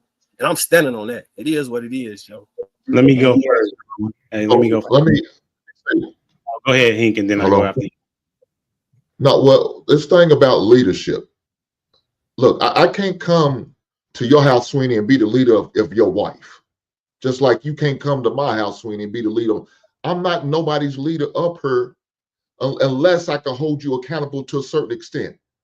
And if I can't hold you accountable to a certain extent, then I'm not your leader. Now, I could say what I need to say, share my feelings, and give my what I thought. But don't mean you have to take it. You say, fuck you, Hink. You don't know what the hell you're talking about. I got to throw my hands and keep it moving. And I'm not trying to lead every woman. That's not my job. My job is to lead my family, my wife, my kids, my children, and anybody who is assigned to me or up under my umbrella. But I can't try to lead her. It's not my job to lead and try to guide and direct every woman. Not a woman in the chat. Not a woman over there up north or down south. It's not our jobs. We don't have that responsibility. It's not our responsibility. Now, if I was a pastor, I'm a believer of the flock, then I understand that's a different aspect. That's not me. I'm a goddamn heathen, and I'm not ashamed to admit it. And I talk about premarital sex. I have no problem with premarital sex. I did it. Now, again, like I said before, this whole thing about premarital sex is now sex, and then got to leadership. I'm all for leadership and teaching my son leadership. But part of him being a leader is knowing how to operate and act and carry himself when he's in the face of adversity. And if that means with another woman who's putting him in an opposite position where he could get himself in trouble or he get himself hemmed up, my son's going to know, because I'm not going to keep my son away from these women like that goddamn kryptonite. He's Superman. That's some bullshit. I don't understand it. So y'all not going to allow your kids, your sons to have girlfriends? Because if you do, please believe you me, them boys, they're going to get a hard dick and they're going to be tempted to want to do something. What are you going to do then? You going to thump them with that goddamn Bible? That always not going to work. Because guess what? My father was a pastor and I was the biggest whore out there. Doing it in his goddamn house. Doing it in his car. I was doing all that shit. And please believe these girls are going to do it. So you would teach your daughter to keep you would tell your son to do it? Keep themselves respectful. Hold on, I'm almost finished. Keep themselves in a This don't make respectful no manner. sense. Do what they got to do and be respectful. Sweeney, I don't cut y'all off. Don't cut me off, dog. Yeah, you I did thought just it was cut off about Humble respect. Dad, but I ain't trying to have a mother conversation. Me and Humble Dad was talking at the same time, but I didn't hear him. And I was ready to tap out, but he told me to go ahead, Sweetie. So now I got to hold you accountable, I guess. I said we're not having a God meta damn. conversation, Go bro. ahead, We ain't got brother. to have a meta conversation. I was just throwing in the jab. Go ahead, brother. You got it. So when Go I'm, ahead. you know, so I appreciate that. So to address what I'm saying, I've been on King Talk for a long time before whoever is new, right? And we and the people that we were talking to, if we needed to communicate a disagreement, it was okay. And so even if it felt as a jab or disrespect, I think it's because of something that you may already have something toward me, right? Because what I said was dysfunction. The definition of dysfunction means not normal, right? And I said most religions are against sex before marriage. Otherwise, other than the ones that we think about, Satanists are the only ones that would say that it is okay. Now, if you chose to identify yourself as that, that was you, not me. What I'm saying is, what do you hang your moral compass on to justify what it is that you're saying? And I said that leaders have to, if you're talking about you're a leader, you should have something that holds you accountable so that others can see that you are being consistent. And once again, if you're only doing your moral compass for yourself, that means that you're only able to hold yourself accountable, not anyone else. So as men, we should be able to hold each other accountable, because why are you even on these platforms and having conversations for people to hear what you have to say if you're not trying to teach these men and women how to move differently, right? Because and I could stand corrected, but I doubt that y'all will be able to prove me wrong, in the sense that when JR plays a clip, you all respond to the clip, which means that you are providing a context and a mindset and a thought pattern to say that you agree or disagree with that particular disposition, which is you holding yourself as the leader or as the person that can condone or confirm their disposition. So if you are bothered by what I'm saying, please put it on something as it relates to a Bible, a Torah, a manual, some information that you Hey, have. I have one for you right now. Did you get a divorce from your first wife? No. No, I didn't. Humble Dad? No, I didn't. What happened? She died. She passed, and then you got married again? Yes. Okay, and so do you feel like, and so that's why I asked this question before I even asked this. Do you feel like everyone falls short of the glory of the Lord? Do you believe that? Do you believe we all fall short? Yes. Okay. Do you believe that he who without sin cast the first stone? Do you believe in that? He who is without sin cast the first stone. You're out Do of you context. believe that verse? You're asking me a question. I'm saying that you're out of context with the verse when he said that. When he said he who without sin cast the first stone, I'm out of context. Yes. It's clear as day. What was the story about? About him protecting a woman that was a prostitute that was about to get stoned. Okay. And correct? And they were doing what? About to stone the woman. They were holding themselves up higher than her, right? As if they don't have any sin. Right? Exactly. That's you right now. But exactly. If you go to the scripture that says that you should judge them by the fruit they bear, you know that scripture, right? Yeah. It also says faith without works is dead. Correct? All of that is right. It also says follow me as I follow Christ as well, right? So you're jumping. jumping. I never heard that. So in the manner of what you're talking about, you're providing some information, but you're not giving the whole gamut of what it is to be a follower of Christ, because Jesus in himself held his own disciples to a high standard, and then he held us as people that are believers to a high standard as well. What is that high standard? Right? The high standard is knowing that nobody is without sin, including you. No, that's not true. Wait, so Sherm, is that's your, what is it your is. argument? And so you're Sherm, over. No, hold on, because Cuz had me. You know, bro, I'm from LA, bro. Born and raised. My dad's from South Central. My mom's from the west side of Chicago. My family has been out here for generations, and we are not to be fucked with. If you ask about me, my brothers, anybody in my family, all strong black men. Okay? Like, we don't fuck around. We military. You know what I mean? Like, my brother is active duty right now. My other brother owns the biggest barbershop in the city. My little brothers, who I led. And you want to know who I was led by? Chicago Outlaw. That's my big cousin. What is that? I learned how to follow, which created me to be a good leader to my brothers. So that's what I was talking about when I mentioned that, bro. And you try to play me like I don't know what the fuck I'm talking about. And I guarantee on my life, I produce more real niggas than you. You don't know that. I put my life on that. I put my life on that, bro. Sherm, pull it back a little bit. I guarantee you my rep where I'm from will supersede yours by far.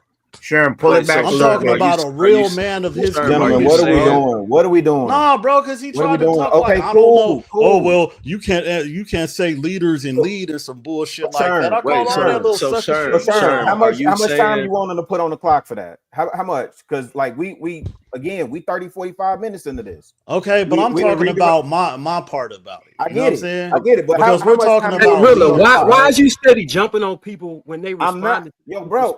Yo, Wizzle. Okay, how much time do we need on it, bro? Bro, I'm talking about a whole different subject. I'm talking about leadership. I'm giving examples on leadership as I'm proving my point. We're talking about leadership, right? I'm giving him a clear example of my history of leadership. Bro, what is that? Sherm, so to your point, Sherm, so you said that outlaw raised you, or he helped raise you. Was there never a time that that's outlaw, who I looked up to? Was there never a time that outlaw checked you when you was out of order? Always, till this day. We check each other till this day. It don't stop, bro. We humans. We all fall short. That was back to my original point. About building a relationship. Wait. Can respect you, and then you could talk to them about. I agree with that, Marcus. Marcus, I agree with that. I get that part. I'm with you on that. But the reason why I said that is because he brought up that verse of he who is without sin cast the first stone. So you can't say that if you understand the value of outlaw checking you. You can't say that you can't say that if you understand the value of outlaw checking you. You can't. when you was You out of can't pocket. use. You can't use what he did, and Sherm was able to show the precedence to what it was to the effect. You just tried to jump around in the Bible like the man wasn't smart enough to understand that, yes, You you let are me doing finish what this I'm point. saying, and you're trying to reference. That's why Sherm got so hot, because you're trying to test his aptitude on something that he just No, he recognized and didn't. said, What the fuck are we okay, so, doing? Come okay, on, don't Sweeney, jump in, Sweeney. Sweeney, Nobody else jump No, in. Sweeney, yes, y'all Sweeney, did. All right, Sweeney, y'all. no, Let's get back you're doing on. that because that's Okay, let's me. get This back is up on what. no, this is Hold on, ridiculous. hold on, y'all. Let's get back on what a leader is. I was Let's on get back it. on what. So Okay, go ahead. Sweeney was being disrespectful. I expect that. So I'm Oh, gonna so I'm being lower my disrespectful by voice and saying, what the sprinkle hell are my we brother. doing here? But this Okay, is so why. This is This is ridiculous. why I didn't bring everybody up in here one This is time. why okay, we're having a meta no. conversation. Can we get back to the Okay, topic so at hand? Sweeney, when you speak, no one diminishes your voice. Have some decorum. I literally Don't got do what shut you down just did. within seconds of Please talking. do not Hold on, do you All I'm guys. asking is, Hold can we on, get just back on did. topic? gentlemen. I'm getting text messages about can we get the show going? Can we get back on topic? Okay, I waited my turn to express JR, something. can you please tell this man, can we get back on topic? This is Okay, ridiculous. so Y'all me, about to keep so going in a JR, circle me about saying this. I waited my turn to Sweeney, express Sweeney. something is his license to get to you Okay, go ahead, to Kenny. shut me up. Okay, Kenny, go ahead about the leadership. Go ahead. Okay, the man just gave a chronology starting with Chicago Outlaw to him. Don't to talk the about what brothers he that, did. Talk about okay, leadership. so now you're telling me how to speak? Because you're having a meta Hold on, conversation. Okay, gentlemen. now you're telling Trying me to be how Gentlemen, to man. speak on leadership? Gentlemen. So, JR, I thought Can we I was please? giving a chronology on leadership, Can we which was please perfectly put stay out Get by on back on topic? Sherm. topic. Don't talk about humble dad. Talk about the topic. Okay, so when did I mention humble dad? Are you Because you just listening? said, Take because your you just said do-rag you off. tried to chronologize. Okay, You so just let said me that. I try just stopped you again. from Let me doing try it. again. No, Sherm, don't do that, okay, bro. are you JR? Are you gonna tell me no? I can't tell you Gentlemen, no. Okay, hold on, watch this. Yes, let's not do that, bro. That's the Kenny, whole point. That's how it got out of hand the first time. Can we get back on topic? Kenny and Sweeney. Get back on topic. Sweeney, no one tells you when you go on your 19-minute monologues how to speak or police you on how to speak. So stop. Get back Sherm on made, topic. without Sherm being too heavy-handed, he gave you a dynamic where it started with Chicago outlaw leadership. To him, values, leadership. The people that he taught on his side, leadership.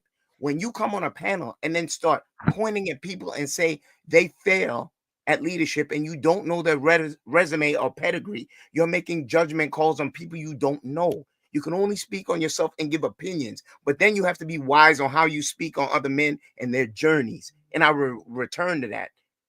Being a great leader is learning how to read the room and listen, because you have offended certain men and you knew it from prior discussions.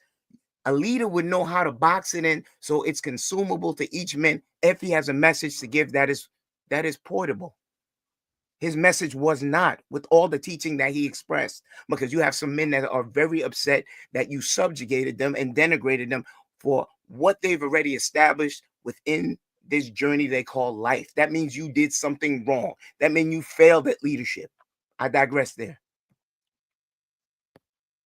You did exactly what I said you would do. So, exactly what I said you would do.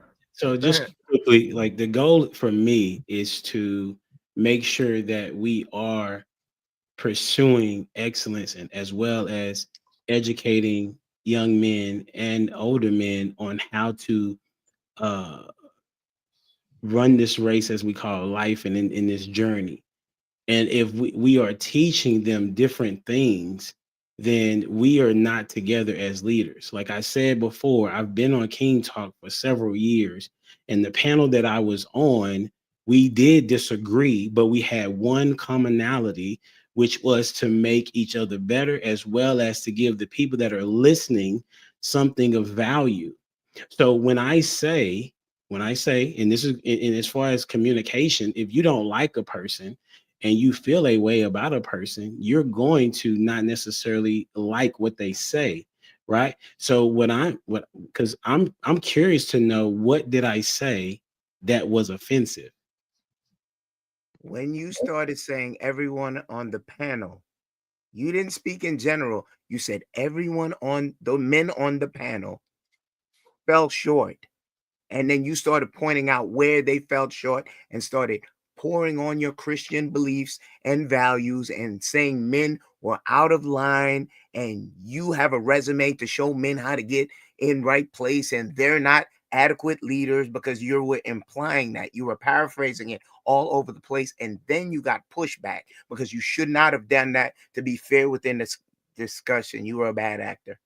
No matter Okay. what your resume or how long you've been on, if you keep touting it, I've been on this 5-6 years, you still came All in. right, gentlemen, hold on, bad. Kenny. Hold on. So I do have another question for the panel, and we can talk about that. If you want to go back and forth in the private chat, y'all can, as far as trying to get that clarity. But the question I have for the panel is, if every man was sexually disciplined and intentionally dated, how would women behave? If every man was sexually disciplined and intentionally dated, how would women behave? I think that the conversation that so many women aren't listening or aren't following would be obsolete, because at that point, if this man is intentional and this man is if his intentions are clear and this woman has different options as far as with what's being presented, I think everything will be completely different. I think the entire environment would change.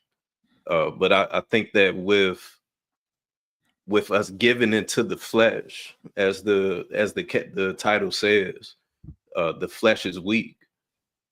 When men show a lack of discipline, and I think that that's the point that Darwin was trying to make with the video, is the fact that we that day the panel looked undisciplined. So it's difficult for it's difficult for someone to decipher who to listen to in this moment, because you'll have the heathens that'll go one way, and then the ones that wish to be righteous to go the other. Now, I'm not here to say which side is more righteous and which side isn't, right? That's all on you. But at the same time, I think that if we all come to an understanding and an agreement at the baseline, and that's what leadership is, right? If we're going into gang politics, and I keep going to the streets because that might be more relatable. If the GDs on this side and the solid foes on this side, and we know that we know that we beefing, right? We're gonna come to this table and we're gonna come to an agreement. And that goes with leadership all throughout the world. So I think that the problem was that we couldn't come to an understanding, and that created everything. Yeah, I most definitely So, think that. Go ahead, Hank. My bad. No, go ahead, but I don't want to be called a bully. So go ahead. Well, I was gonna say that if every man was sexually disciplined and intentionally dating, how would women behave? I most definitely think women would fall in line. And I think they would behave like wives. At that point, if basically we're asking men if they was unwavering to the era, to the times, to society, on how it changes, if we would still remain unwavering and on principle, the women would have no choice but to fall in line. They would have no choice. We wouldn't have this issue. So, and it just sheds light on the fact that we did the complete opposite, which is why our women are out here out of order. How can they get in order when there's no man to get behind? They can't get in order. So I think we got to understand that. And I think in everything you do, you play basketball, you play sports, you go to work, there's always some type of order. There's always some unified standard. We're okay with buying into that. But when it comes to our relationships, our family, the very nucleus of the community, we can't get on the same standard with that. We find it a problem. We find it problematic. I don't get it. Like, I think Hank made a statement earlier talking about you got to have the experience or something, or in everything you do, you go and get experience. And so to justify, you should go do the same as far as relationships. But whenever you draw the parallel as work experience and then relationship experience, I think what you're doing is you're trying to have sexual experience with multiple people, but you can't, it doesn't really correlate with work experience. Work experience, you found a profession and you stuck with it. So the equivalent of relationship or the experience with women to work experience would be finding a wife and having a long committed relationship and having experience. So I think the teaching should come from your parents to give you the programming or the guidelines on how to operate. You don't necessarily got to go out here and fail over and over, especially when elders or people before you have already went through the obstacles and all of the traps for you. So most definitely women will get in line. I think when we look at women, we don't think they have the capacity to stand behind us if we don't waver. In every generation throughout history, anytime we always stood on business, our women stood behind us. Yeah, you're gonna have a few outliers. For the most part, women stood behind the man. And if they didn't have, just think of it like this. If we don't go out here and indulge, who are they going to indulge with? All right. Can I jump in there, or are you still going? I mean, that was a question, but you can go ahead and just jump in. So I want to ask the question: did men change their sexual discipline, or did women? Right? It's my body, my choice now. There's all these different forms of birth control where they feel like they can go ahead and throw it around. They don't put the value on it, which once was, right? So now, is it the men's discipline that has changed, or will we all take it wherever we can get it? It's the men's discipline.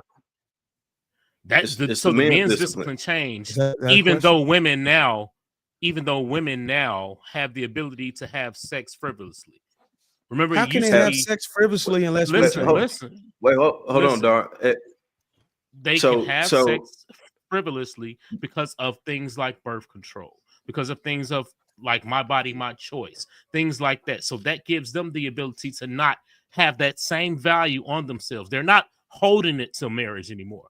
They're doing what they want at this point, right? So there is a different playing field. It's more readily available. What we say, the price, listen, the price of it has dropped. It used to be worth more. It used to be more expensive. Now, if it's only $40, how you gonna keep telling your son don't get none? It's cheap. They giving it away. You used to have to work for it, and sometimes it's free. So, Law, are you saying that we should be having sex with prostitutes? I mean, because that's what it sounds like. No, it's not. No. Hear me out. What are the actual words I said? No, hear me out. So if you just said that women, they're frivolous with their bodies, they're giving it out for $40. Who was doing that before? It was prostitutes, right? And it's so no longer us as king. You say what? And it's no longer prostitutes. The value is not the same. Just like we talked about earlier, like I said last week, you're missing the point, right? You're missing the point, though, bro. So if a woman doesn't value herself, if she's treating her body as if a prostitute would, why are we telling men to have sex with those prostitutes then? Right? Who's telling men to do that? Whose fault? When did I say that? I'm saying, hear me out. if women are, if you just said that women are giving away their bodies is cheap, right? That co-aligns with prostitutes. Will you, as a man, let's say hypothetically you weren't married, would you have sex with a prostitute? No, but that's not the argument, brother. Here's the argument. No, here's the it's argument. not. Here's the argument. Hold on, Law. It's the value Hold of on it, real right? quick. Let me just ask you this, Law. You I'm tell me if I'm addressing the right. value of it. If we're saying, if you just said that women, again, I'm not women. You said that women no longer value themselves and it's cheap and anybody can get it. That's what a prostitute is. If anybody can get it for some money, that's a prostitute. So let me ask you this, Law. He wasn't saying for real money. He was just saying that they don't really care about who they give it to. I They get it. sell It's themselves money. for meals. They sell themselves for gifts. They sell themselves for attention. So it depends on who you ask. They've already been prostitute. Let me say this. Most men ain't having sex. So that's why I'm trying to figure out, what are y'all talking about all these men having sex? Most men ain't getting no ass. It's a small percentage of men who are getting ass on a regular basis who are not married. And then you have some men who are married are not getting goddamn ass. Why are we acting like this ain't happening? What does that have to do We with the think, oh, person? everybody else, they just out here just fucking everything. No, it's not the case. What does that have to do with the person Even in the concerned? 60s, we talking about leadership. Please stop interrupting me. I don't interrupt nobody else. Please stop interrupting me. So we talk about in the 60s, a sexual liberation. Ladies, they want to be sexually liberated. They want to be able to do what they want to do. What does that got to do with it? How you gonna blame the men on that too? What does that got to do with the men? That's what they wanted. They wanted to be free. They wanted to do one thing. And y'all ask, what would they do if they wasn't messing on the men? Let me say this right now. These women are fluent. I already think most of these women are bisexual any goddamn way. They could get away with touching on each other's ass. They could be getting away with dancing each other in the club, touching on each other's breasts, saying certain innuendos to each other. They already do it. So I wouldn't be surprised if men start getting the discipline that y'all talking about. They will start licking each other. They doing it now. And it's okay. You okay with your daughter being a bull dagger? Y'all okay with that shit? I ain't for it. Fuck that shit. But some of y'all with it. So are you suggesting that because men practice discipline and operate on a moral code, that women are going to go out there and screw each other, when nowhere in history has that ever been a thing, where women in mass, hold on, wait a minute. Bro. Now y'all just told me not to cut nobody off and then you jump in. Notice how that works? It's because you've been doing it all night. I don't care. The point is, nowhere in history has that ever been a thing. You can't point to no point in history where men practice discipline and the women said, well, these dudes don't want to sleep with us. Let's go sleep with the other women. That is not a thing. Y'all keep talking about, the funny thing is that I've heard on these panels several times is that, man, you got to be able to lead the woman. If she's not willing to acquiesce to you, then you need to kick that chick down the road. But then when we talk about things that when we say, well, men should operate in this way, and if the woman doesn't operate in that way, now y'all saying, well, what happens if they sleep with somebody else? It doesn't make any sense. The point, and then I would like to read this. Men further accentuated their power, but then freedom offered in the youth culture liberated them to abuse that power beyond mere use of language and actual relations with women. What was to stop them? The reduction of the power of sanctions left men to their own vagaries and moods. As the barriers and control around male sexuality broke down, so men behaved in more sexually expressive and impulsive ways, the dating system gave encouragement for them to behave so. Increasingly, as earlier among the lower classes, men come to expect that money they spent on dates entitled them to thrills. Now, this is back in the 1920s, so thrills was basically what, you know what I mean? Back in the 1920s, it was getting kisses or they called it petting, but basically men groping on a girl like when they went on a date. So men would expect thrills in return, and they were affronted when women would not grant them these desires. One guy, Frank, complained that he gave a girl a good time, but when I asked for a kiss, she refused. Don't I deserve at least one? $15, it was becoming more difficult for women not to pet. Petting, again, is when women let men touch on them and stuff like that. Like, you know what I mean? Fill them up. It became more difficult for women not to pet if they would rather not. Doris Blake in 1926 presented what she called a typical letter from a girl and her friend who declared, "We are not petters. So far, we have upheld our views, but we are becoming desperate. Every young man we have met so far, we have found to be inclined towards petting." Let me explain what that means. What that means is that a lot of women, when they saw the men who acquiesced to the hoes, acquiesced to their sexual desires, the women who were good women started to actually acquiesce to the men because they felt like if the hoes are getting the attention, if they're getting this, then the men turn around and expect it from us. If we want these men, we have to acquiesce to them and give it to them. And then what also started to happen was that during that period of time, men, and they even admitted that the lines between good women and bad women started to blur. They began to start calling these women, let me see, what did they call them? You read the whole book. Our man began nowhere is more clear than in the use of language. Among the 19th century, middle-class men talked of middle-class women with the utmost respect and deference. It was simply not respectable to do otherwise. But as middle-class women began to become more sexually available, men began to speak of them in ways they previously talked only of the working-class women and prostitutes. In other words, what they began to do was they started looking at the regular women and started looking at them like they were prostitutes and started talking to them like they were prostitutes. So what we're seeing today is that when we're seeing the same exact thing today. You look at the red pill space. What do they look at all women as? Hoes, prostitutes. They all trying to give it up. They all they don't want anything but your money. They're all degenerate. And we're contributing to that because in history, we watched it repeat itself in 1920. We saw this shit happen before. So does that tell you? So does that tell you that it just started then, or is that just human nature? What do you? No, it's got nothing to do. No. The point is. If you want me to answer, the point is that I'm going to explain to you. The point is that normally every time you see a breakdown in sexual behavior between men and women, you start to see the breakdown in society. Now, here's the thing. I would grant you this. If you're saying that you're completely okay with this and this is just human nature, then there's no reason for this space to exist for us to complain about how women are behaving because we're okay with the outcomes because we're literally contributing to them.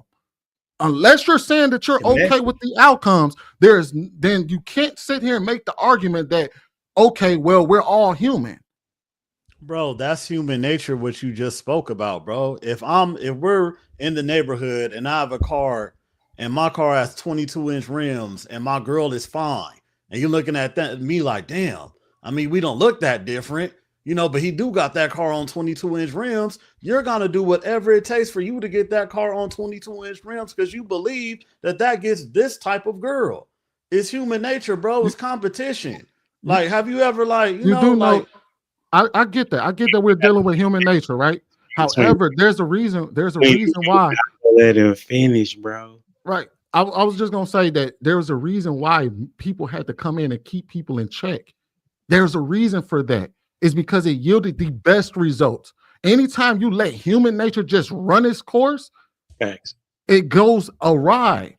That's why for the largest part of history, many people followed some form of religion or some form of doctrine or some form of code. Because if you let people move however they want to, you tend to see society break down. They didn't just hold women to a certain standard. They also held men to the same sexual standards because these were mostly religious people. Yep. Bro, the world wasn't always religious. A lot of our West African ancestors had multiple wives. It always was religious. And you got to understand what. No, it wasn't, bro. I have homies right now from West Africa that's like, wow, my dad just died in Nigeria, and we're in a dispute between him and his 4 wives, which is where the majority. Huh? They may not have been Christians, but in every country there is a religion that they hold themselves to. Everyone just because it's not the same. That has nothing to do with the sexual standards that he tried to put on the table. does Divorces over here are because 70%. We are non-traditional. We are non-traditional marriage-wise. 16, at least 59% of people cohabitate. So I'm not understanding. People have been selling pussy from the beginning of time. Roman Empire was the greatest empire, and they were the most influx with That wasn't the beginning of prostitution time. and homosexuality. That's one of the greatest empires in the world. So So I'm you saying trying to figure out. Because it was the greatest doesn't make it the first empire. Okay, Let them okay, finish, okay, though. Let them finish. okay, Let them Go ahead okay. and finish. finish. Here's the thing. You're a novice at the Bible, and you like thumping it. And I keep telling you that you have to be very careful as you go through your journey, Darwin. And then you place judgment on people. You said from your own mouth when I first came on the show that you was out there getting pussy left and right, homie. And then you got an epiphany and a moral compass within a short period of time where you're now putting the strap to people and telling them how they should live their lives rather than slowly consuming that book and learning it properly before you start lashing down thunder and lightning on people. Sir, I think you need to slow down. You dress well, but that book is something very powerful. It can make people revel or riot. And I don't think it should be in your hands to belittle or demean people for not living the way you live. And I've given you credit for building a nuclear home, finding a good woman, and raising children. You have to be very careful. That's why you have people in an uproar. Let me pull back. So the credit you give me for being married for a decade and doing it the right way, it's worthless when you go and pinpoint the misbehavior that I went through when I was in my teens and early 20s. It doesn't even hold any merit if you can in one hand give me my flowers for doing it right for a decade, but then try to judge me from a change I made in my life. So one thing you got to understand about being a leader in growth, most leaders who grew from a behavior that was unacceptable. Someone brought it to their light. Someone brought it to light, and then they digested it, and it was like, okay, this maybe this is not the right way. How about we do this way? Now that I know better, I do better. I get so that I don't part, understand why you want to hold me accountable from the ways I used to be instead of for who I am today. Because You that's get what I'm not part of saying? your testimony. That's not part of your testimony. It I is did part of my this. testimony. When I come up on the show, How do I how do point you out think you know? How do you think you know that information if it's not a because part it of my was pulled. testimony? Hold on, it was pulled out of you. Your ego made you It say never it. was. Because hear me out. Your ego made you say it when you told me you were 6'4", handsome, and how many escapades you had. You remember when you was trying to school me, talking about staying in my No, place? I'm no. What I was I'm good at remembering these things. You okay. didn't So willfully give it to me. So Hold that on. so I'm so not hold on. Wait. So you're not wrong. I did tell you that, but what context was I speaking from? braggadocious. You were No, speaking I wasn't bragging. braggadociously I because don't never I brag didn't about measure that. up to you, and you were trying My to wife show me listened to that. this show every time I Okay, get on, you and asked me a she question. never Let me witnessed finish. me brag about some Hold pussy on. I Let me had before. finish. Let me finish. There's been times when you spoke braggadociously, like you were trying to put me into the place like I don't measure up to you, 6'4", light skin, nuclear family, this, that. You even said you envy me because I had the nuclear family and you didn't. But here's your testimony. You're throwing judgment on people. I don't hear you saying, you know what? Here's my transition. You did it to show ego to me. You didn't tell your story, so why it's more consumable to people. Oh, he's showing that this is his growth and how he matured. You're just coming in full steam. You shouldn't be doing this. Take a lash for that. The Bible should be thrown in your face for that. That's exactly what you're doing. Most people, if they want to hear your story, okay, so what's your testimony? You perfect? But I know different. Nobody wants to consume that. Ears get closed when you come at people like that. That's all I'm saying. Okay, that's fine. You could close your ears. I think it's You can close your ears, or you could address me about an issue that we had on a panel off platform. But I think it's important for us to address the topics today. So I like how you That try is to what I spin it. did. That's part of leadership. That's part of what we're talking about. Well, Accountability.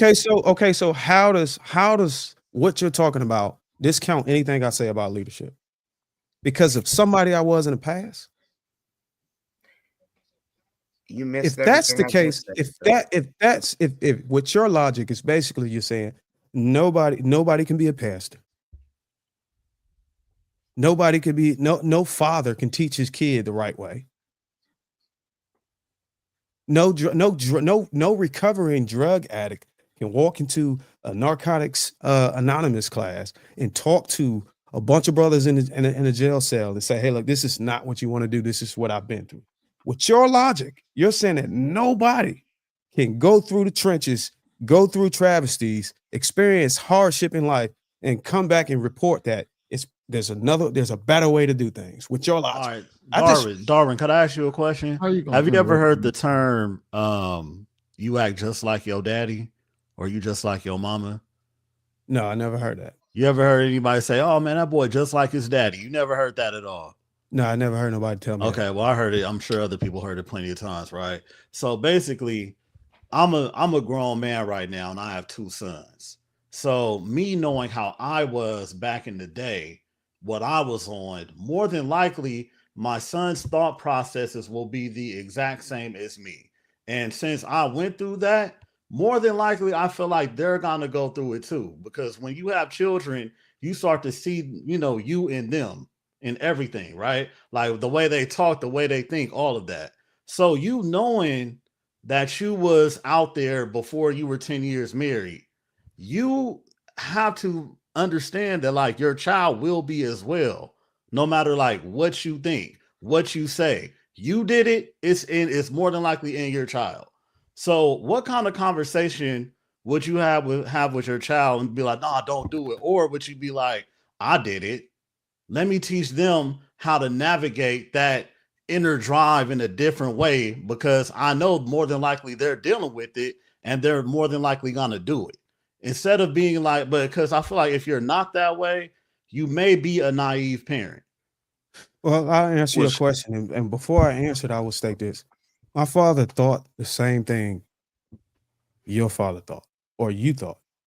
My father, just not too long ago, I had a conversation with him. He said, because of the things I did, you know what? I thought you was going to do the same shit I did. And he asked me, he said, well, why was you able to be so different than what I was? I said, because one of my best friends I played football with had principles. And he hung up in my face. But a week later, he called me. He called me and apologized. And he said, you know what? I had sat down with my wife and, you know what I'm saying? It triggered me. It made me cry. But now I understand what you're saying. He said, I wish it could have been me who taught that. And I said, Dad, if it would have been you, I would have learned these things earlier. I'm going to forgive you. You know what I'm saying? Because now you understand. But it's important for me to be honest with you. I ran into a man who had principles, and he was able to get in front of the issues before I fell into those traps. I wish it would have been my father, but it wasn't. Mm-hmm. It wasn't. It was someone else. So I got lucky that it was another man that was in the proximity that helped me get on standards. But what I will tell my sons is, I'm not going to enable them. I'm not going to tell them, hey, look, I know you're going to do this because this is most boys going to do. Boys going to be boys. I'm going to tell them the right thing to do, no matter what. I'm going to be unwavering. If they want to go learn how to do it wrong, they can go to somebody else and learn it. But whenever they come back, whenever it dawn in on them, they can say, this is what my father taught me. And this is what they taught me. It's going to be contrast between their teachings. And my teachings is going to be in line with the principles I believe in, regardless of what society does. And how you came up with that knowledge is by you gaining wisdom by going through the same exact thing. No. I came up with the knowledge by reading. Now you can teach your son. No, I had to read these things. Well, look, here's I'm saying here's the thing but here you that dealt. we, I'm saying no, but in the past, you dealt with the urges of dealing with different women, right? Yes, I didn't know how to control. So that's because I didn't know how to control them. I didn't have the proper teaching and proper guidance on how to suppress the fleshly desire. And now that you know that you have it and you got the knowledge to know how to control it, you know how to teach it to your son the same thing because you dealt with it on your own and it's in you. Right. Well, I didn't do it on my own. I had somebody to guide me. I had a mentor. But bro, now you're that person to guide your son. That's what I'm saying. Now I can replace the mentors. I can be the father I wanted my father to be for me at an early stage. Yeah, but So that way I'm saying, bro, we don't. but it still passes down, and you're gonna give the wisdom to your son to learn how to navigate something that you've dealt with within yourself. That Right. your The father same way dealt with. the same way Outlaw gave you the game. You get what I'm saying? Yeah. So he went through the sticker briars and all that shit for you so that you don't have to. Right. And so if you think about it back then, right, when you were 18, 19 years old, was there ever a time where you think somebody could have convinced you to not have sex? Was there ever a time where somebody... No, do you think someone can convince you at 18 to 19 years old not to have sex? Can somebody convince me not to? Yeah. And you would have did it? Yeah. Well, obviously... You think you would have did it at 18, 19 years old? If they could convince me, you're basically saying that if they had the ability to convince me, I will concede. I'm saying, yeah. Bro, do you think that you were even convincible at 18 and 19 years old, bro? I was at 18. Hold on. At 18 years old, I think I was the most impressionable in my life. Yeah. So that's what he's I had saying. no knowledge. I was a cup unfilled. Anything you taught me, anything I consumed would have an impact on my impressionability. It had a deep or a direct connection with what inspired me. Bro, you're clearly acting like, I mean, come on, bro. Sir. I feel like we're being disingenuous here. He couldn't beat out my man from going to the club, so you got to remember who you talking to, Sherman. That's not fair. No, hear me out, man. Hear me out. I feel like it seems like we really being disingenuous right now. So we all as men, as adult men, right? We all understand that if a smart man will learn from his mistakes, but a wise man will learn from others' mistakes. So if that's all that we're trying to preach here, that you don't have to go through what I went through in order to learn what I learned, and you can avoid all of the windy roads and the bushels and all the distractions and all the other shit, if you just simply listen to what it is, the gems that we're passing down to you, that's a part of being a leader. So I think that's I don't know why that message. I feel like that's the whole point of this conversation, is that we're telling the younger generation that you don't have to do X, Y, and Z. You can do it this way because I already went down this path in order for you to get the game. So Viz, let me ask this real quick. Are you about to ask him? Yeah, I was going to ask it. Unless they are your son. That's They the are next not question. listening. But I'll let Rilla. 18 and 19-year-old young men are not listening to 35, 40-year-old men. You cannot say, listen, man. That's unfair. They're not. Say, bro. Listen, that's But not. it's I know true. you So wait, HD. Okay, Hank. Yes, sir. I was just gonna say, so Cheeky, right? Now, this is a real life example in this space that we see. Young man on his journey, committed virgin in this space, right? He go through the same temptations, have the same stuff thrown at him. And know what everybody? Well, that's just you, Cheeky. You're the anomaly. You're super cheeky or something like that. But nonetheless, I digress. Okay, cool. Then I guess I would like to add before you ask the question. I just want to ask. I want to add one thing really quick. Out there. But but if there's an opportunity for most, like I said, most of these young men to get some, please believe you me. Correct. They're gonna be getting it in. I would like to he add. may not have an opportunity. Else he might was strong enough where he was able to turn away from them opportunities. And shout out to that young blood for doing that. But I would most like of these to young kids, if they get I'm gonna finish. Go ahead. My bad. Go ahead. Most of these young kids, if they get the opportunity of getting some premarital sex, as we like to call it, they're gonna go. I got you. Wait, Sweeney, before you ask that, hold on. Let me add this for Cheeky's sake, right? Because this is what impressed me about this young man. When you listen to Cheeky talk, you know who he talks about, who he got it from, and why he is the way he is. He talks about his dad. He is not the anomaly. He had his dad there pouring into him. How old he had his dad there. How old is he? And I would like to He add. like 27. 28, something Okay, like so that. I like that you speak. Oh, he's 27, poetically. 28, and he a virgin? Okay, that's an outlier. So we Yes, can't. I'm gonna wait. I KP. Oh, wait. All right, I would I got like a to question add- after It's study. poetic. I would like- It's poetic. Kenny, It's poetic. bro. Kenny. Lost. He a good dude. He a good dude. Don't do him like that, bro. He a good dude. Y'all gotta I will let Humble also- Dad get in there too.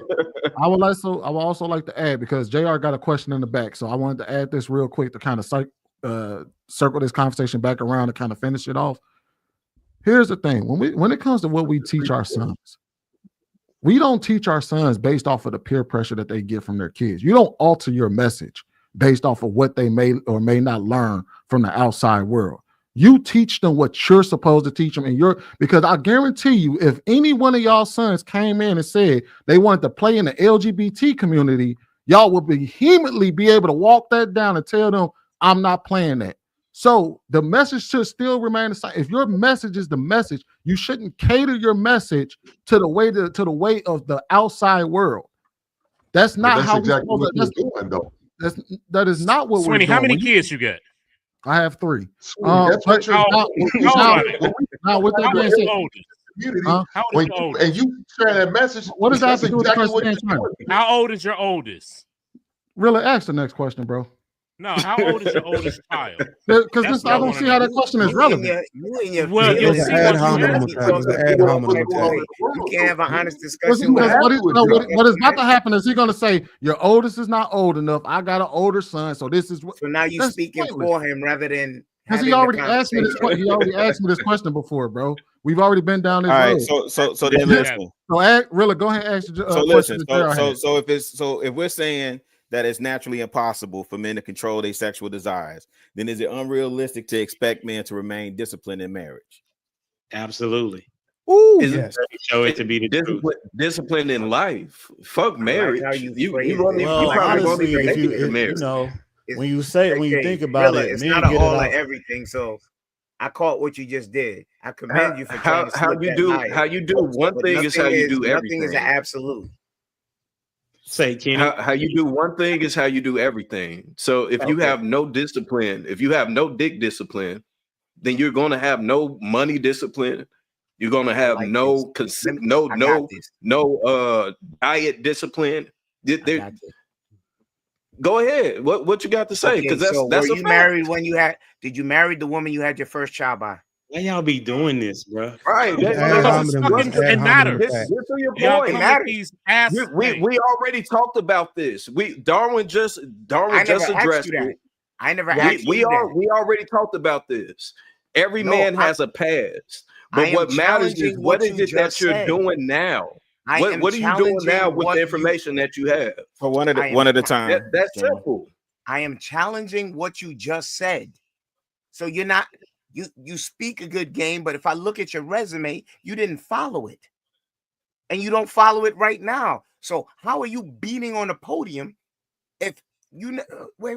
Let me look at your past. Let me look at your testimony to see if it matches your purpose. That's what I said about Darwin. And like I said, a smart man learns from his mistakes. A wise man learns from others. So in my wisdom, I have learned from my mistakes, and now I'm preaching what it is that I'm living. So you can go ahead. You can bring up what I did all day in the past. Yeah, a smart man also updates his resume too, Kenny. Whenever he has new qualifications, he updates the experiences and qualifications so he can. So what's the point of you bringing it up if you know that? One at a time, fam. They can't hear when y'all going all over each other. They cannot hear. So here's the thing: Alita leads by example as well. So we can do all this. Oh, I was messed up back then, but now I'm better. Or you could look at just as somebody that has shown you that way the entire time.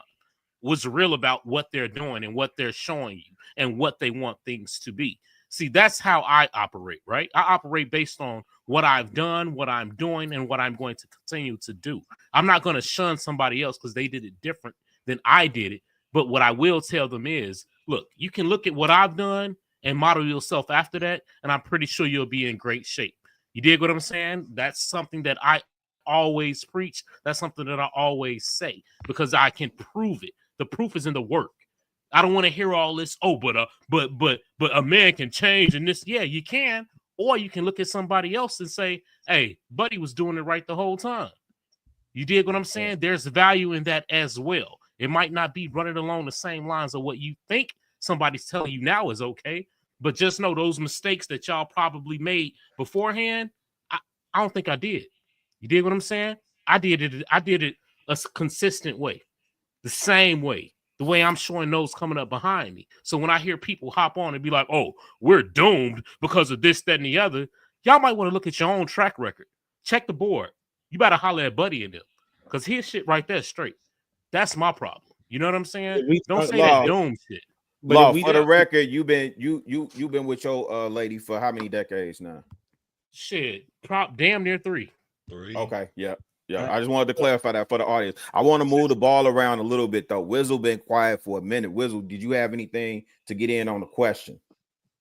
If we're saying if we agree or the understanding is that it's impossible for men to control their sexual appetites, is it unrealistic to expect men to be disciplined in marriage? That's the question. So I don't think it's unrealistic, which is why when we were speaking about it earlier, I prefaced it by saying I would like for my son not to get in a serious relationship until he's older than 25. One, because the biology and the things that will push him to be extremely sexually active, they start to temper down around that age. And once you're to a point where sex isn't as big of a motivating factor in all the things you do, then you can then think about getting in a relationship and being able to maintain that discipline. For me specifically, I was the #1 player in the state of Illinois coming out of high school. I went to a school where I won a national championship there. My experience with women is completely different than most people's. And my son is probably going to be like 6'8", 6'9", and extremely attractive. His experience is going to be completely different. When I'm speaking, I'm talking to, I preface it because I try not to jump on other people's lifestyle and tell them what they are or not doing. When we had this conversation initially, I said, that's fine.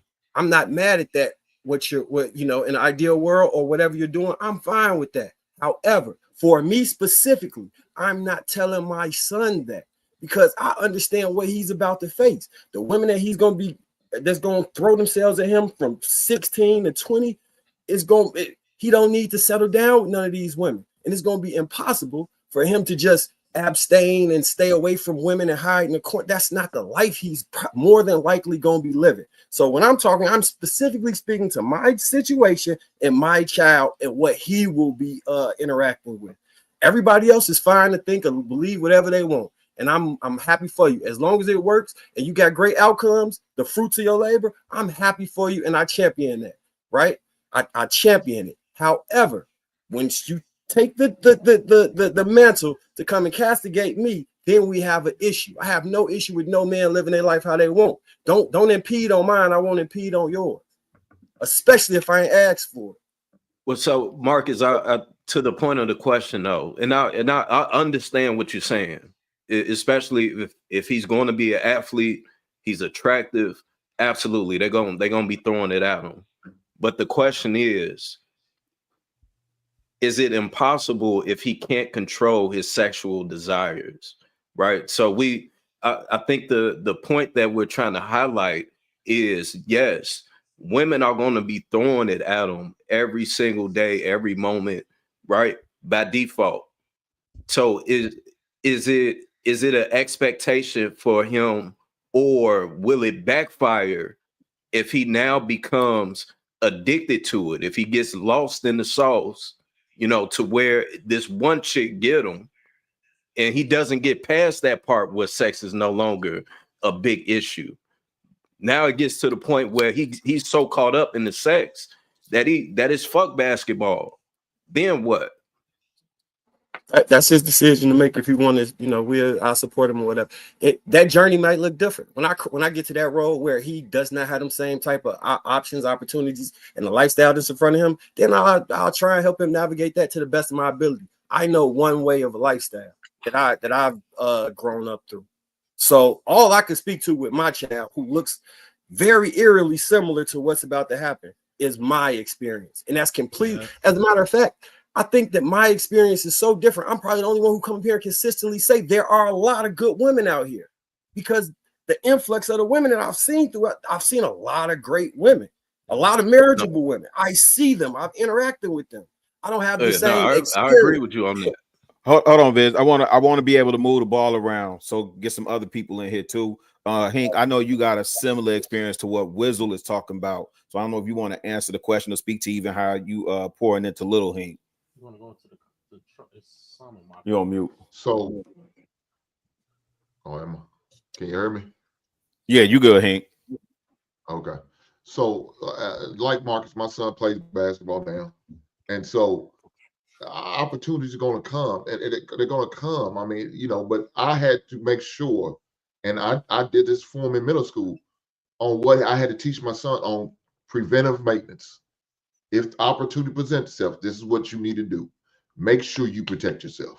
Make sure if you in this situation, when you're in the dorm and this woman, I told him, leave the doors open. Don't even close the doors until it's about to happen.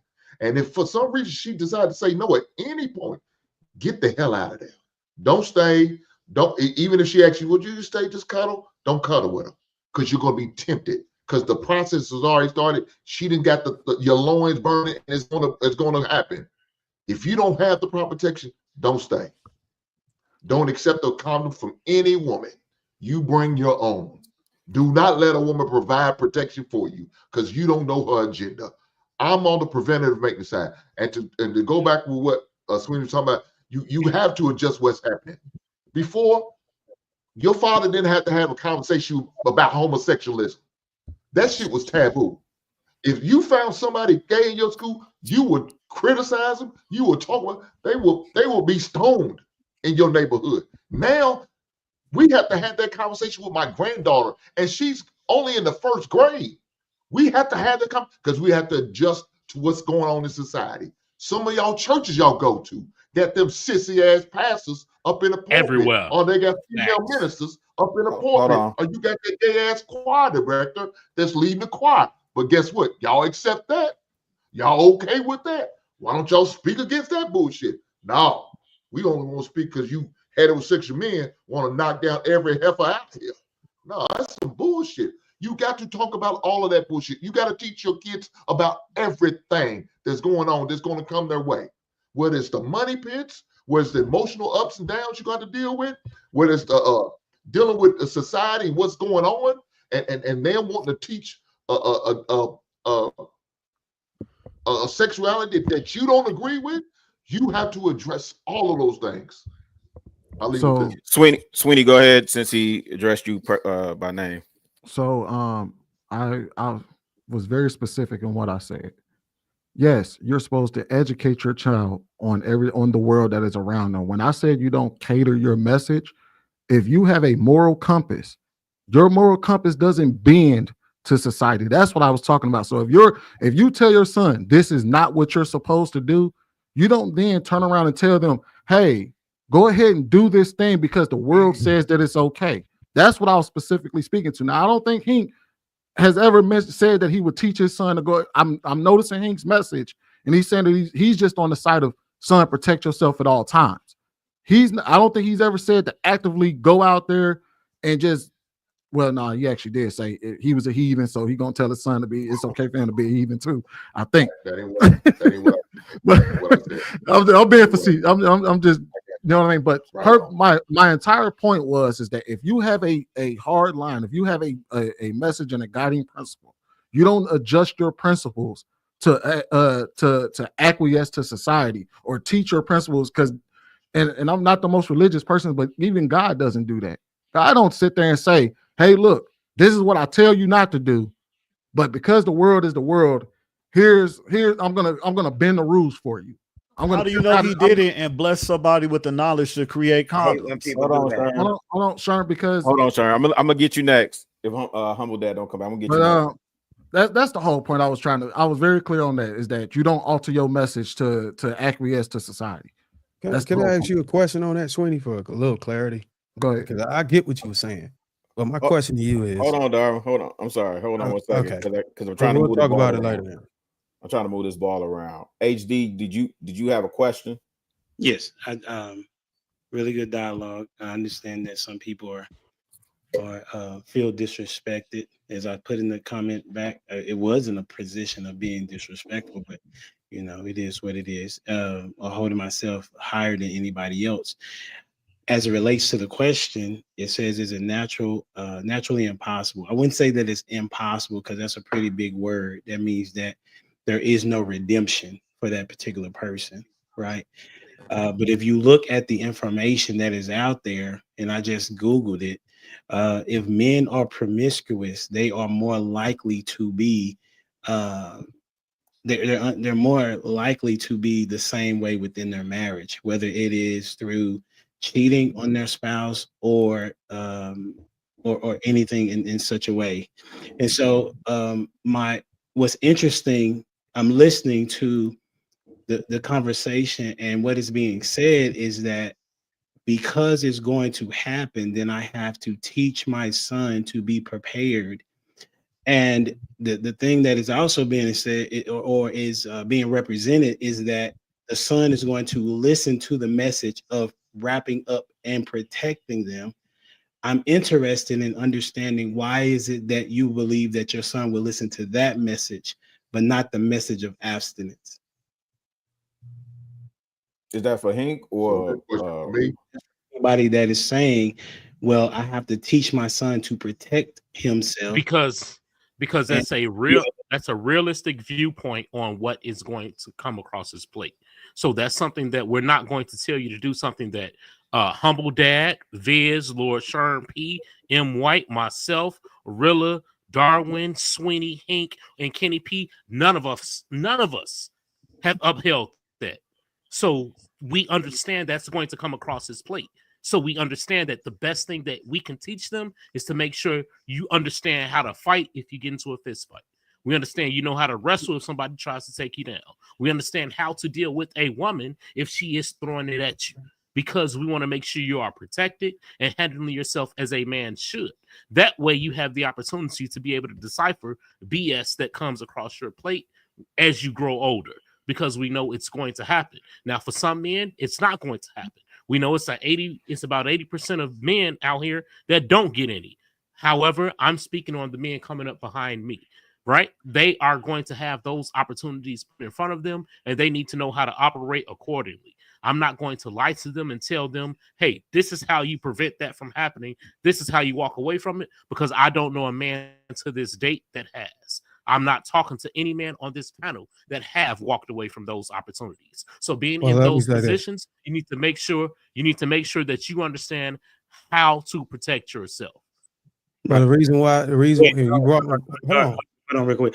I just want to ask him this though, because I appreciate what he's saying. My question is though, what makes you believe that your son will listen to that message? Because it's so something as far that as my son, let Law answer. Oh, go ahead, Law. Because he didn't answer it. I'm gonna kick it right to you, Hank. The reason that I answered it is because I feel like that's going to give him the opportunity to still experience it, but make sure you are protected. In the event that you are, because we know it's going to happen. You can giggle all that you want to. I'm speaking for men in real life. We've all been there. And a lot of you are sitting there acting like you forgot about it. You forgot that you were put in those positions and that you did not walk away. You did it anyway. And I bet a lot of you didn't protect yourself either. So what I'm doing is teaching them to protect themselves when you get into that scenario, so that way it does not cause you the most harm. Hank, you got it. Well, that wasn't my question. Hank, you got it. Just let him kick it to Hank. Yes, sir. So with what I was teaching my son is experiences because of what happened to me. And he has teammates and other people. So somebody sit there and said, learn from somebody else's mistake is what a wise man would do. Just learn from their mistakes and not do it. Well, that's the message I would teach my son. Don't be a teenage father. The opportunity of getting a woman pregnant every time you lay down is very great. The opportunity of you catching an STD in the midst of this intimacy is very great. in order to try to prevent some of these things, I'm not going to say it's 100%, but to try to present some of these things, you need to use protection. If the opportunity presents itself, make sure you have the proper protection. Make sure you have a condom. I don't care if she's on a pill. That has nothing to do with that. That's for her protection. I need for you to put on a condom for your protection. So that's what I would do. He listened to that message. He received that message. My son, unfortunately, is no longer a virgin. He had his first piece of ass at the age of 16. We talked about it. We went through it. We dealt with it.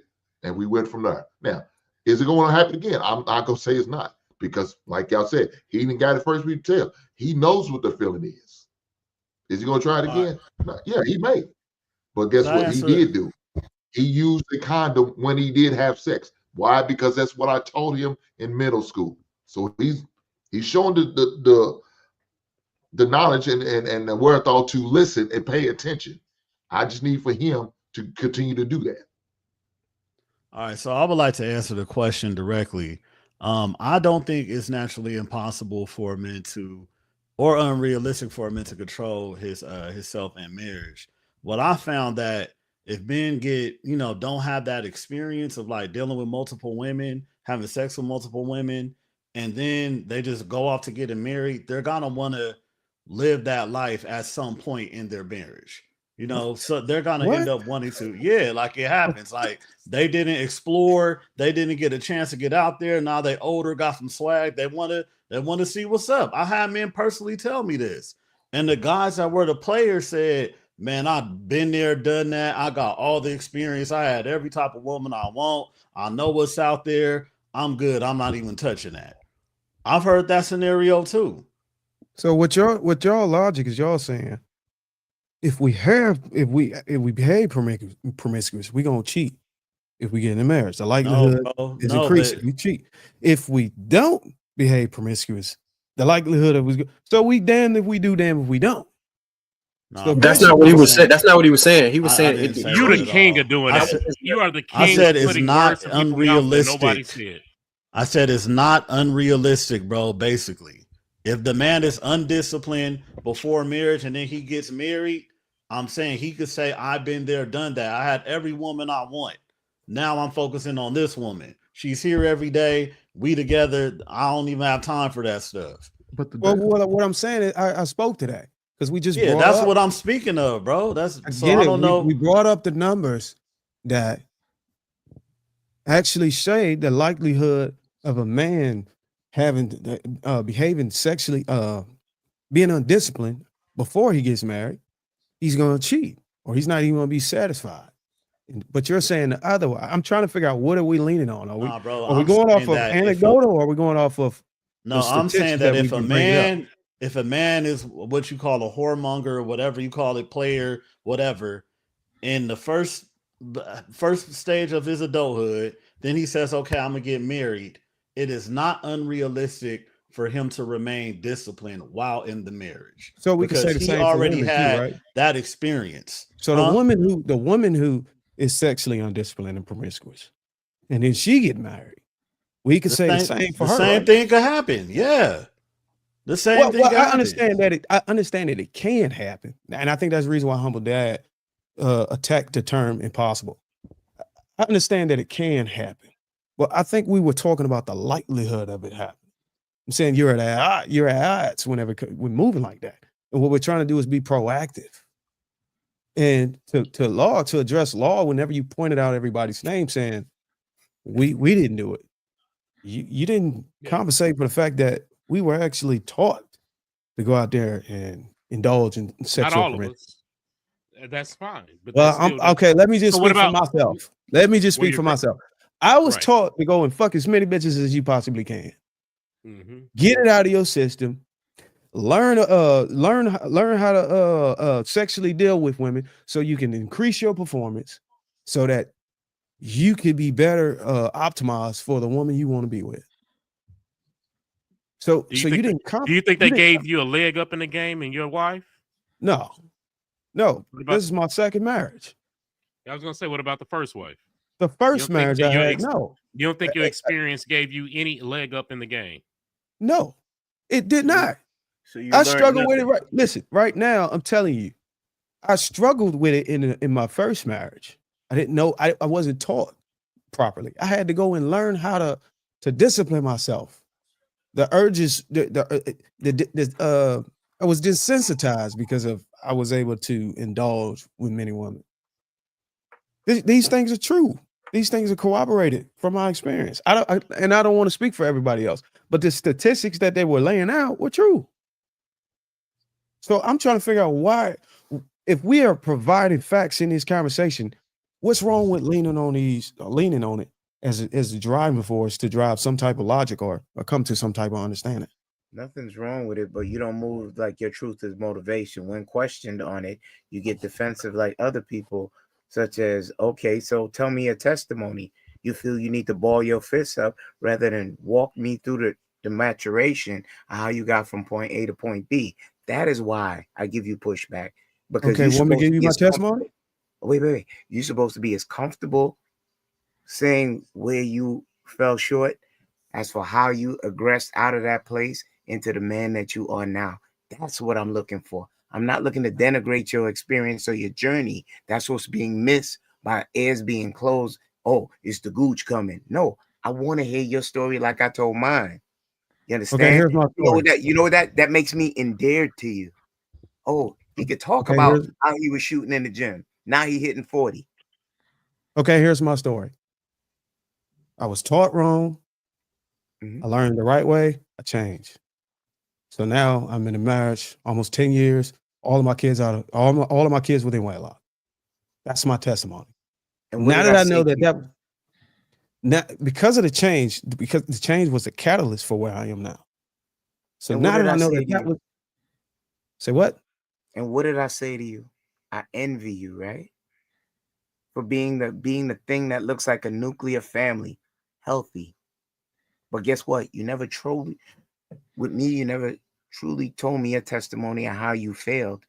You started off boasting. Well, And I let knew me there was more to mark me if I'm wrong. I'm just trying to understand you, Kenny. There's no shade to you. I really want this conversation to work. So tell me if I'm wrong. This is why you envy me. You envy me.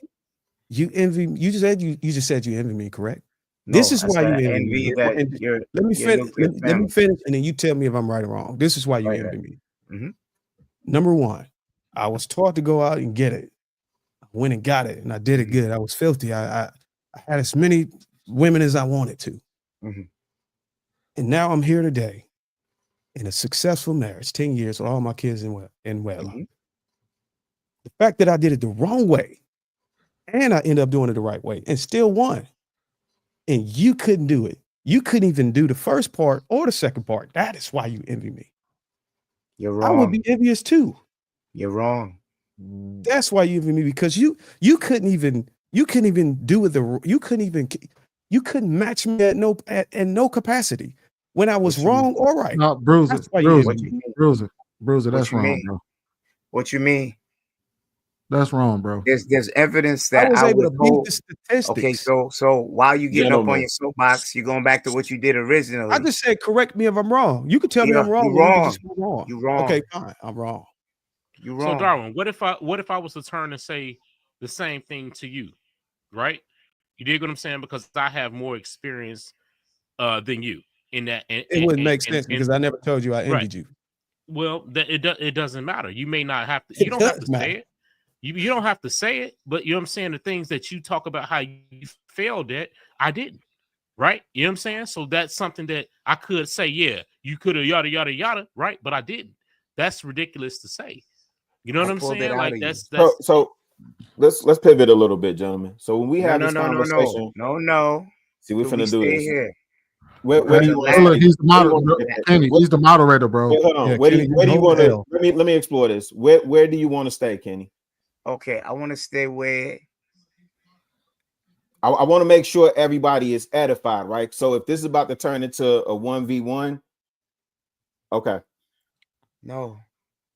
Okay. So now we just proved everything that you made videos about and touted about.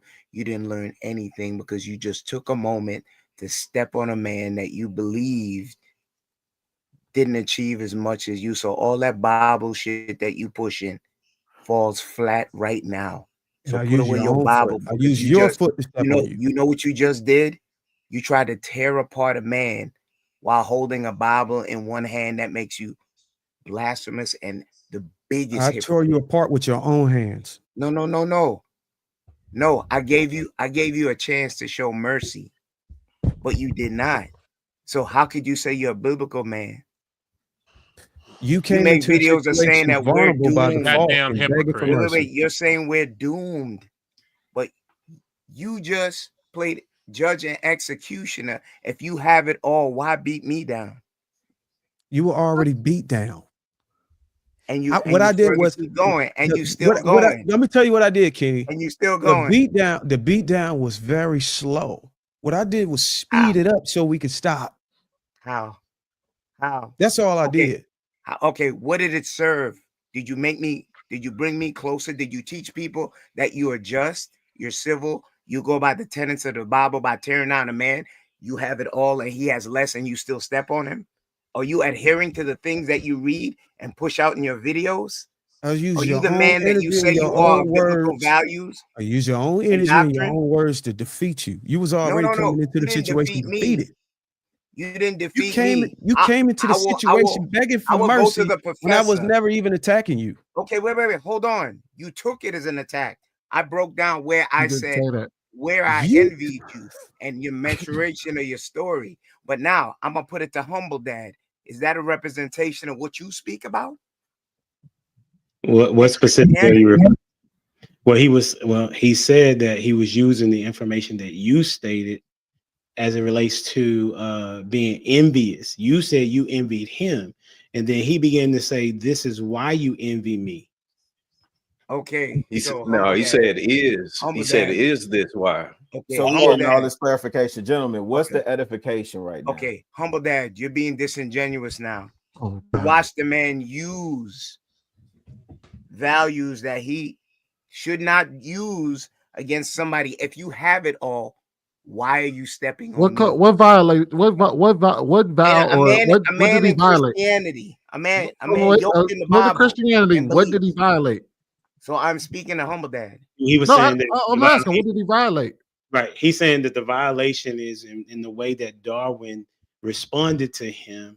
He should have responded to him in a moment of grace and mercy, as opposed to and what I guess that he's saying that it was of malice, right? So that would not be good for him to do, right?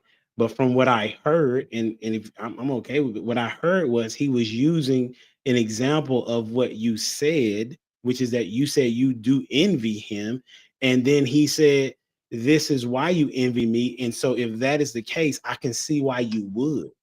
Okay, no, Humble Daddy. Am I wrong? He set him up. Yes, He set him up for a ruse. Hold on. Hink, am I wrong in that statement? He set him up for a ruse. It was a setup. Am I wrong in what I just responded to? You're wrong, and you could talk to me directly. He weaponized it. I'm not saying that because what the reason why Chicago, really, forgive me. The reason why I'm asking is because when I have communicated my thoughts, there has been a dissection incorrectly of my communication. So you don't want it from me. You want it from somebody else. Go.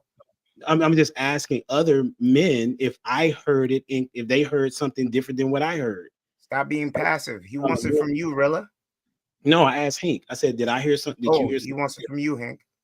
Because Viz already said that. That's what I said. Darwin said that is what he said, and then Sweeney. So I'm just asking other people that were witnesses to see if it was correct or not. That's all I'm saying. I'm not trying to tell you that you're wrong off top. That's what I'm just saying that other people hear something different. Hank, did you hear something different? Yeah, Darwin was wrong, man. He know what he was doing when he said that. He was taking shots at that man. He intentionally did that, but you know, it is what it is. We men up here, we can deal with it. Okay. So you're saying Darwin was wrong. I said that he was wrong, and then I said but what he that you said against you. That's what I said. So if I say If I say I envy him having a nuclear family, that's not disrespecting him. No part about that was a disrespect. I gave him props and I broke down how I gave him props. He weaponized it and got malicious with it. Let me tell you why it was disrespectful. Imagine you're a crackhead. Just imagine, just walk with me. Imagine you're a crackhead for 15, 20 years. You damn near hang yourself. Somebody had to get the rope off of you. You go through 5 years of rehabilitation. You heal yourself. You become a better man. You become a leader. Build a family. You become a pillar of your society. And then a man come up walking the street and say, hey, look, why don't you stop talking to those young boys? You're a crackhead. That's what you did to me when you went back to the early stages of my life where I was deviating. Wouldn't you feel as a crackhead, somebody who's got themselves out of the fire, got themselves through the trenches, and made themselves a law-abiding citizen and a pillar of society to lead them, for somebody to come in and just throw the pass at them to try to destroy them? How would you feel about that? It would make you feel deflated to the point to where there's no point for me to come out here and say that I want the community to be better and insert myself into it, because I have something that a lot of men want. They want to know, how did you do that, Darwin? I'm like, okay. How you gonna ask him how he felt and then answer for him? Go ahead, Chicago Law. You got it. I guess that's the most important thing. How would you feel, and then you proceeded to tell him how he would feel. Let the man answer how he would feel. Is that a question or was it rhetorical? It's a term for that method. It was a rhetorical question. You would have to turn your homework on. I'm trying to find out where you would have to turn your homework in on time to be able to understand that. You didn't get that teaching because you were late. Wait, hold on. So what we about to turn this into, gentlemen? Hold on. I'm about to go in. So when you be like, what I would have to turn my homework in on time in order to, is that what kind of shots we think we throwing? Like Darwin, is a metaphor that maybe you have terrible metaphors. Okay, so we just did the same thing. You asked me a question and you answered.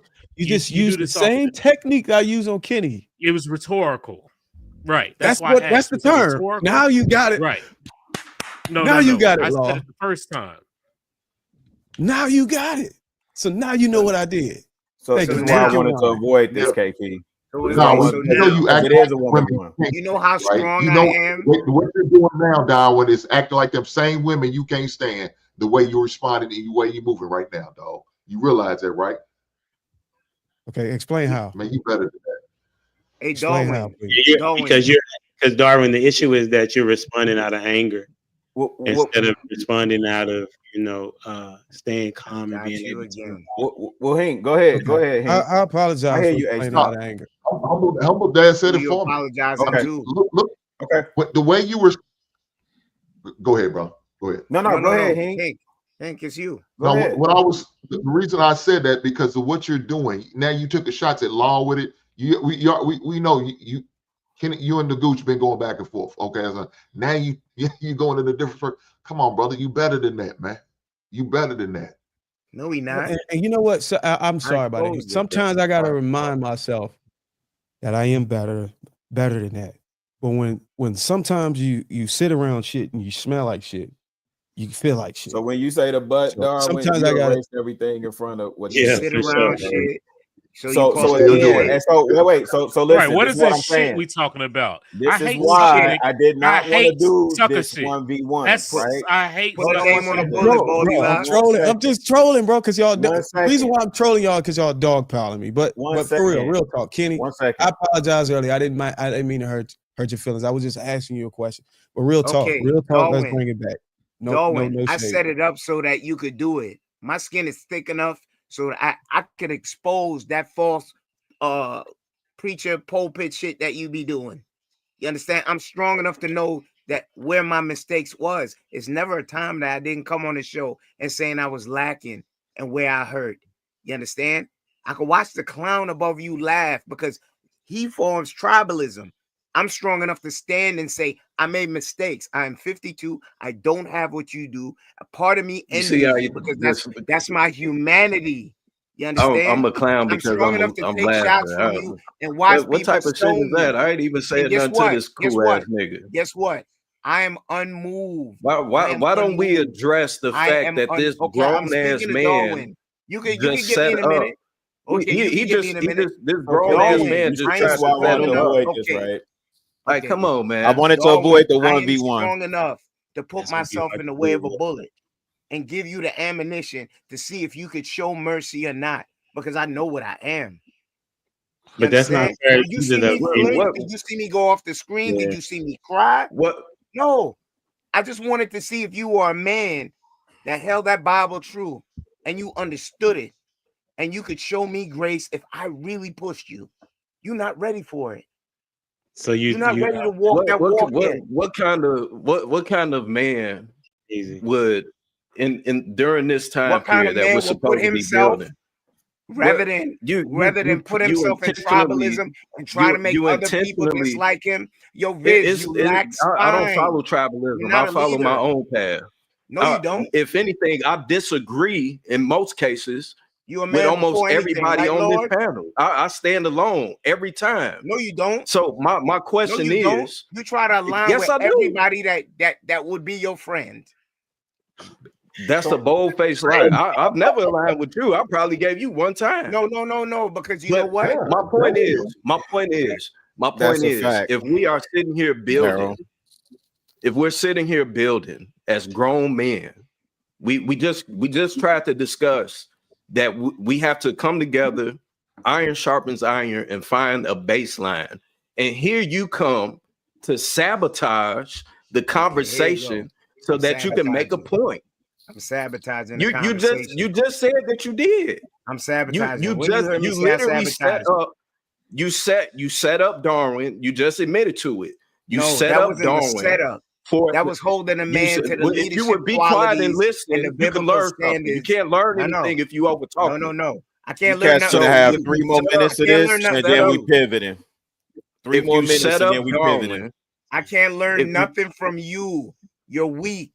You I conform know to because tribalism. you want them out to actively shit. try to That's put why people against me. you want That's them why I out to always shit, Kenny. focus on you. That's You're that's weak why as a that's why man. you admitted Nobody else to jump You're in. weak as a man. 3 minutes. That's We why moving you on. admitted You are to weak as a envying man. Darwin. Everybody hate him. You Get telling on on my yourself side. your I'm actions, strong enough how to it put is that you myself carry out there yourself. where you hide.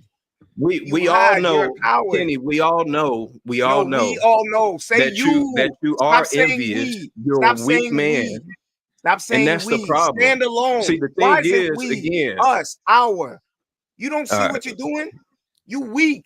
You can't stand alone. I can Y'all got a stand in minute front of and a Darwin half. or any man in here I'm and standing take my alone. lashes for me. What do you mean I weak? stand 10 toes down every time.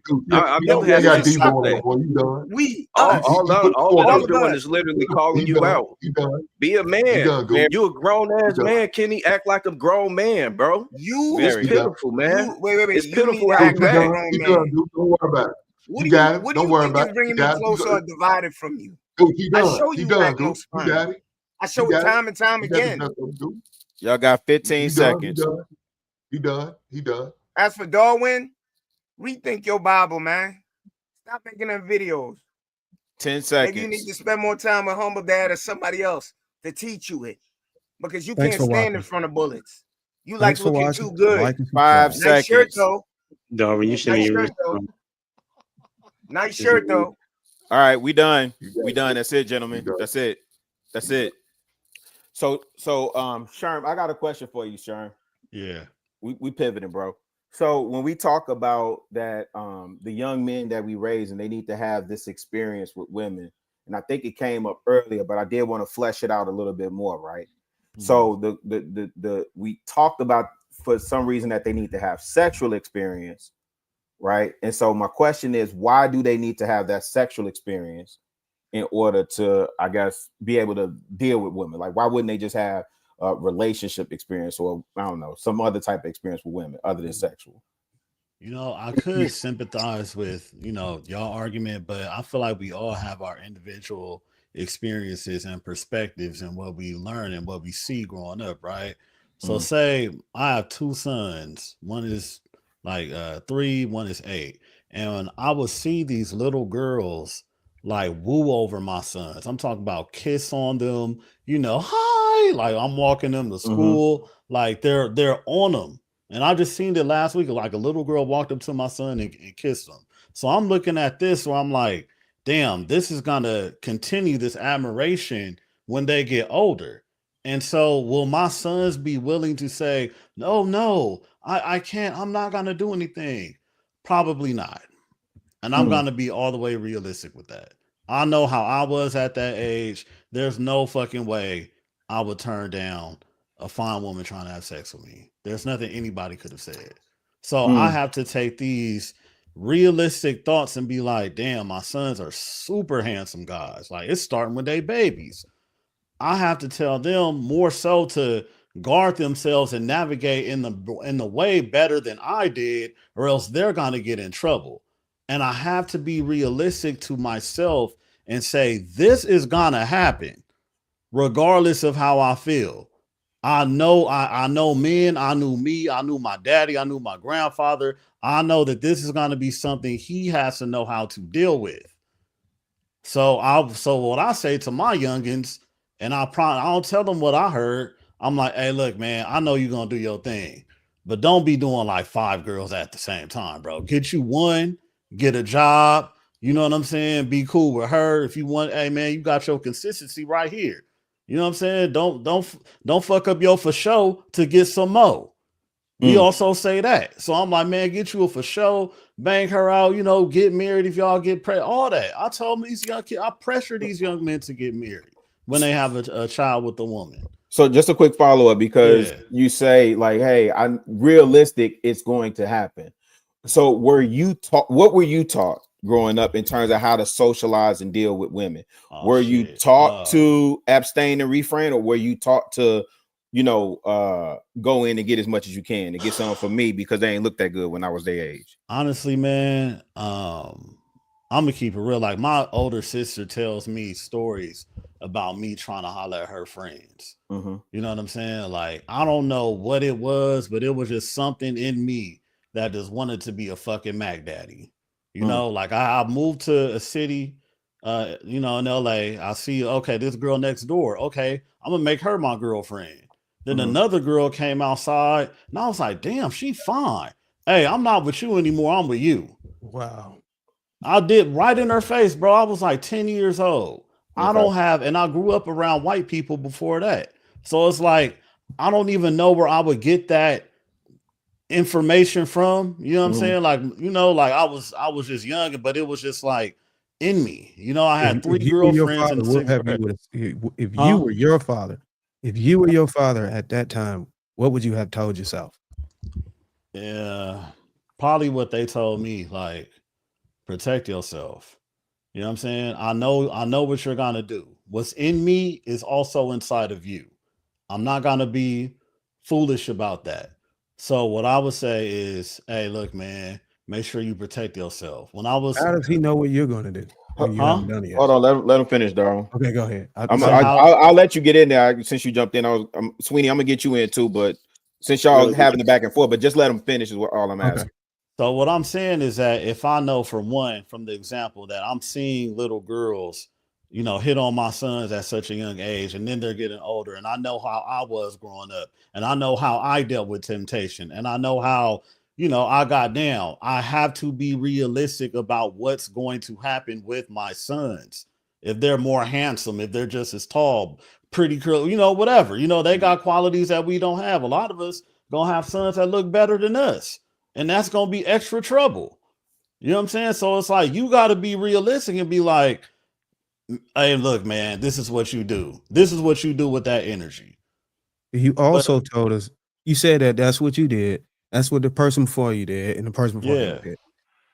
But what if it was somebody above them, the father telling them not to do it and telling your father not to do it and your father telling you to? What would be the difference? It is, bro. We have to be honest with the way sex felt when you were a damn teenager, bro. or like being horny at 13, 12, 14 years old, 15, like your teenage years when your human body is telling you to procreate. You know what I'm saying? This is a nature thing. This isn't like a, 5 + 5 = 10. This is real feelings, emotions, bro. Like your body is telling you to reproduce as soon as you hit puberty. And y'all are acting like y'all didn't have these feelings. And But like my question, y'all didn't act on these feelings. And you but act that was like you're my gonna tell your son that, and he's gonna feel the same way you felt back in the Sherm, day. No one can Sherm, tell you that. Sherm, you said that any bad chick that came across you, you was nailing them. Yeah. Right.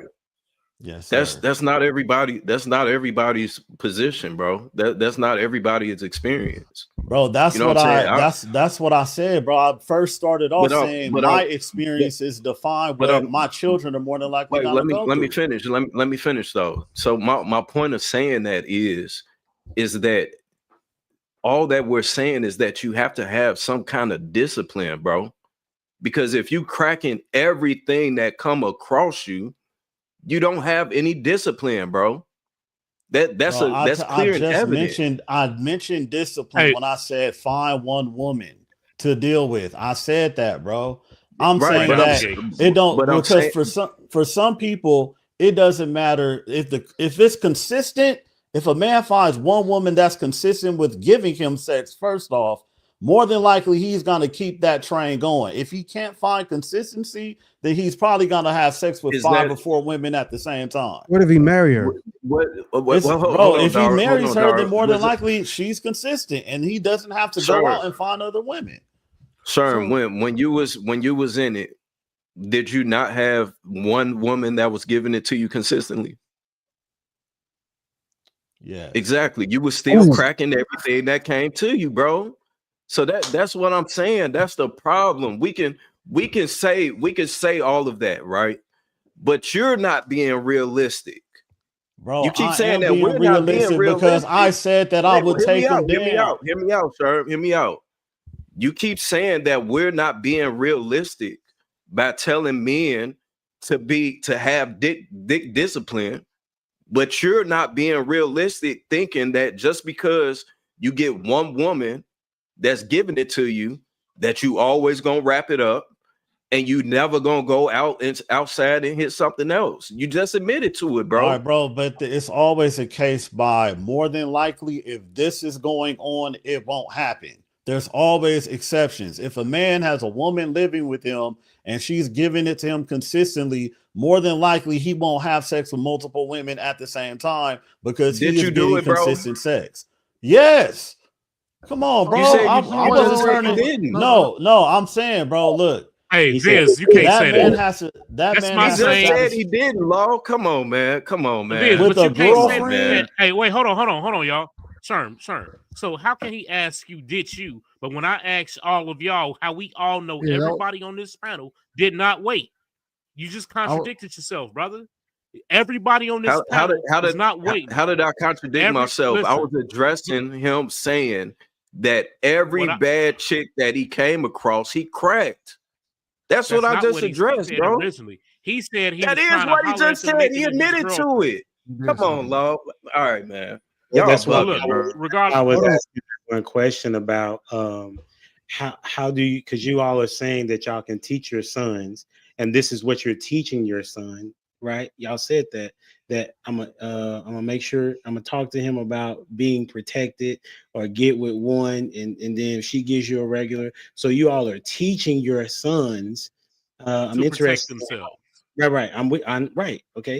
Mm-hmm. So my question that I asked to y'all before has still yet to be answered, because you all are saying that you all believe that your sons will listen to you with the information that you're giving them about being protected. However, you do not believe that if you taught him about abstaining, that he would listen. And so I'm saying, how is it that you believe that he will listen to you in the sense of just being with one woman, or to wrap it up? That's what my question. Because I'm I talking from the know. example Hold on, Sherm. Hold on. Let me because they keep cutting me out. Listen, because Plain and simple. It's a very easy answer to that. When you tell them to abstain, you're telling them not to do something, which is something that none of us have ever done. When you tell them to protect themselves, that is something that we all can get behind, that we know, at least some of us I know have done. That's what I'm saying. When you tell someone to abstain, you're telling them you're leading them down a path that you didn't walk yourself. That's my issue. I can tell you how to protect yourself because I protected myself. But I can't tell you how to abstain because I didn't abstain. Your mama didn't abstain. You didn't abstain. Nobody on this panel has abstained. No, you didn't, bro. You hit your wife before you hit your wife before you married her. Law, do you find that problematic? The fact that we didn't abstain. Yes. You find that problematic? Because if you're preaching that, then you're being a hypocrite. No. That's not what he's asking. The 10 men that's on this panel that did not abstain, do you find it problematic, regardless of what message you preach, whether for, pro, con, whatever? I find it realistic because nobody's doing it. Nobody has. I don't know anybody that has. So if that is the if case, you're going to hold on, I'm not to look. So if nobody has, then the next step would be to do what? Protect yourselves, because we know no one's going to do that. So make sure you respect yourself, protect yourself, and act accordingly. That's what I say. So somebody just put this in the chat, and then I got another point I want to make. Somebody asked, so if you believe your son will listen to you, your child will listen to you, why not just tell them to abstain? If you're believing that they will hear you out and listen to you when you give them this message, then how is it hard to believe that they will listen to you if you gave them that message?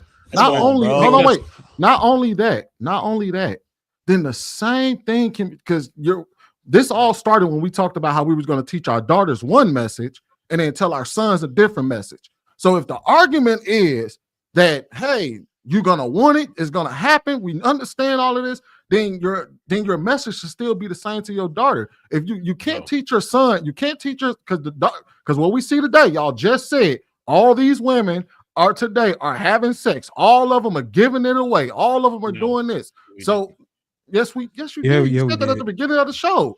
You said that was your words. These women are giving it away for free. It only costs $40 to do it. So if that is the case, then you should be telling your daughter the same thing, but I know you won't. Why? Because you're going to teach your daughter to abstain, to protect herself. The same way you could teach your son to abstain, to protect himself. The very first level of protection against all the things y'all are worried about your sons getting into is to practice abstinence until marriage. That is the very first step. But you're saying I'm going to jump right past that and say, I understand that you're going to do it anyway. So I'm going to and again, my whole point isn't really necessarily on y'all telling y'all sons to protect themselves. That is a smart thing to do, to tell your son how to navigate the world and protect themselves. The problem that I draw is when you say you're going to tell your sons to go out there and get it and openly condone it and openly admit that, hey, look, I'll accept that my son did this, because we know there's a lot of things that our kids would do that we absolutely will be against, and we would tell them we're against it. You wouldn't sit there and say, yeah, son, I understand what you're doing, and it's all good because that's the way life is. You're going to tell them, look, I disagree with your lifestyle. I taught you better than that, because I guarantee if your son came home with a baby or came home and said his girl was pregnant or came home and said, Dad, I didn't use a condom, you wouldn't then say, well, I understand where you're coming from, and it is what it is. That's the way of the world. You're going to tell him, son, what did I teach you? I told you to protect yourself. I told you to wear that condom. So why are you coming to me saying that your girl pregnant? That's what you would tell them.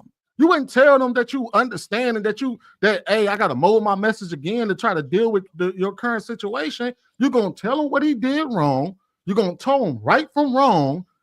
And then you deal with the rest later. The whole point that I'm trying to get us to understand is, why are we trying to teach our sons to do wrong first and then how to deal with the consequences of those wrong actions, when we can tell them the right way? And then if they deviate, you can admonish them, you can have a conversation with them, you can teach them right.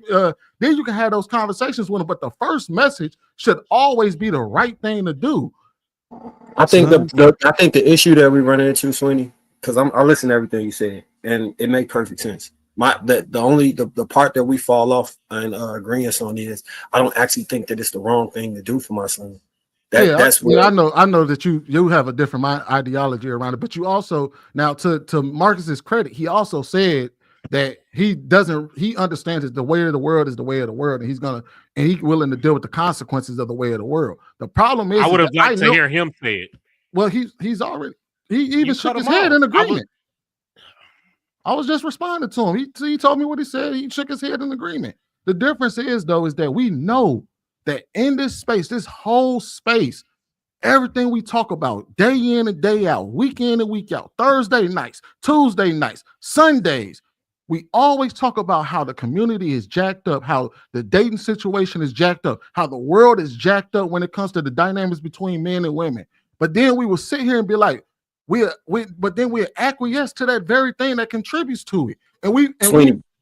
Have I ever made that argument? No, that's what I said. Marcus never really made this argument. So Marcus kind of on an island on himself. But I do know that in this space, a lot of us we've all spoke against the way women behave, how they operate sexually, how they operate in relationships. We've watched it happen. We're seeing it in real time. But instead of us saying, you know what, maybe we got this shit wrong. Maybe we got it wrong. Maybe our fathers got it wrong. Maybe our grandfathers got it wrong. What? I can't say that because I see the positives in the way I was raised, the way those coming behind me are raised. I know we talking all this, what you gonna tell your son? I've raised men to adults and I've raised women to adults. Neither one of them have premarital children. They both got college degrees and they both out here operating in their best selves. What I'm telling you is I'm basing things on realism, not what I think might happen, not on theory, not on whatever the hell else y'all basing it on. I'm talking about real deal life scenarios on what I deal with and what I've been teaching and preaching to those coming up behind me. So it's not about what I think. It's more about what I'm doing. As I stated before, it's about the work. You can actually see my work. Show your work. Like I did have a question. Like I did have a question for the panel. Like, is it possible to teach them both, or is it just one or the other? So the way that I plan on teaching my son is before 25, you don't need to be in a relationship. With that said, don't be out here lying to women, tricking them, feeding them false dreams, false hopes, any of those things. You can engage in consensual, safe relationships until you're above 25. And at 25, if you feel like you are able to settle down at that point, then we can start having that discussion. Outside of that, in my personal opinion, it's really, he can have a very beautiful wife at 19, right? And he go on the road and it's 10 women that look just like that every single night approaching him and trying to get him to go. Eventually, what if he falls and gets a divorce because he wasn't mature enough to be in a position where he could refrain from sex? One of the end results of the life that I've lived is I can say no to sex. I could turn down women that men would be like, no, I would sell my home to be with her. And I could be like, man, she cool. I mean, I'm bored. I'm going home. All type of things that I have seen myself be able to do that I know other men around me can't do because I've been around them and they like, how you, bro, it's nothing. It's not as big of a deal to me because I know we want to make the comparison that we similar, but men have to try not to come. Women have to try to come. We function biologically different. You got to prep yourself and figure out how you're not going to bust as soon as you get in there. They got to try and figure out how they can have an orgasm. We function completely different. And that was my whole premise. That's the same reason I said I would have my daughter marry at 19, 18 if she found a responsible man that was older, but I wouldn't have it with my son. My premise is that men and women are different, and I've never stopped standing on that premise. So if we try and conflate or use that, why we don't tell our sons exactly what we tell our daughters, I'm never going to be on that side because I don't believe the same thing. Like, that's completely off the radar for me. So here's my question. Mark, Let me answer. I got a question. Hold on, Vic, because I know Darwin haven't. Go ahead. I just got one question, and I just want to get an understanding on the record of the thinking of the mentality that the brothers have with this. Here's my question. Tell me, is there any difference in this logic? Hey, son, I know you're going to go out and commit a crime. Just make sure no one knows it. It's you who did it. How is that any different from, is there a difference between that and, hey, son, I know you're going to have sex. Just make sure you wear protection. Yes, bro. Yes, We is said committing a this crime natural 45 selection? times. Is that what are you talking about, dog? Bro, Stop come that on, reading. man. Come on, man. Well, like Shut I up, already man. said, it's a human emotion. Your body is telling you to release, bro. Like as soon as you hit 12, why you acting like you didn't feel that way?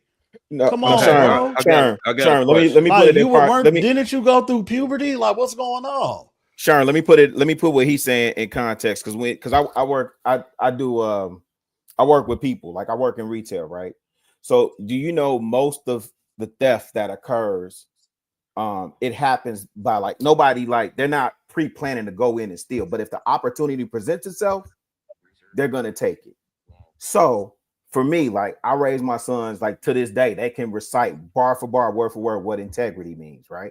That's because I drilled it into them early. So the likelihood of them taking something and putting their hands on something that don't belong to them is very less likely because of what I already poured into them. You understand what I'm saying? So the premise that he's using with crime, that could apply. Because No. why wouldn't it apply? Why wouldn't it? Bro, because we're talking about a sexual feeling, emotion. Bro, that has caused people to conquer empires, kill people, rob, steal, damn near every sin. Let me ask you is one more controlled. question. Sure. Almost every sin was like, there's a lot of sins out there Sure. that happen because of men getting horny and wanting to have sex. You know what I'm saying? So that's the one desire man cannot. So man can. No, I'm saying that's a appetite. powerful emotion. Sure. You know, it could cause you to go off the rocker. You know what I'm saying? Sure. But you would agree that you know, with proper guidance and discipline, that is a desire that could be conquered. Like we subject our bodies to other things when we're trying to get our body into subjection, or even get our minds into subjection. Right. But I highly doubt that my sons are gonna conquer wanting to have sex, bro. I'm like, you know what I mean? That's what I'm saying. Like maybe yours, maybe you know what I'm saying, but like M. White, like what Marcus said, right? There may be people that disagree with him, but because he's going off of his experience of a man that's coming from his loins with his DNA, he's gonna say, you make these suggestions because this is what I felt. This is what I went through. You want to know what was one of the most powerful things ever that happened to me, bro? I was talking to my auntie about an ex-girlfriend or whatever, and she was like, Sharon, please don't bullshit me. I knew your daddy. I knew your grandfather. I already know what y'all, you know, like you're a man in my family. This is what y'all on. And it is eerily similar to almost every single family full of men. You could find similarities in all of them. So he's saying you are of my ilk. I'm gonna say this to you. I could take it or leave it. You know what I'm saying? No, I hear you. So the sins of the father the child does get then. Hold on, like I do want to ask a question to the panel because wait, JR, before you do that, so I just want to make this point, this comparison real quick because it might shift the conversation, right? So look, so if LeBron James, right, he's been with his wife since day one. He's arguably the most talented, most known, well paid athlete currently today. Don't do it, Marcus. And on the flip side, we got Zion, right? We expected for him to do all of these amazing things. We're aware that he doesn't have dick discipline, so that may have contributed to the failure of his career. Can we not say that we can model the same aspect with LeBron? Drake said otherwise. That it can be done. We don't know what LeBron's personal life is. We don't know anything about LeBron, bro. He's not my son.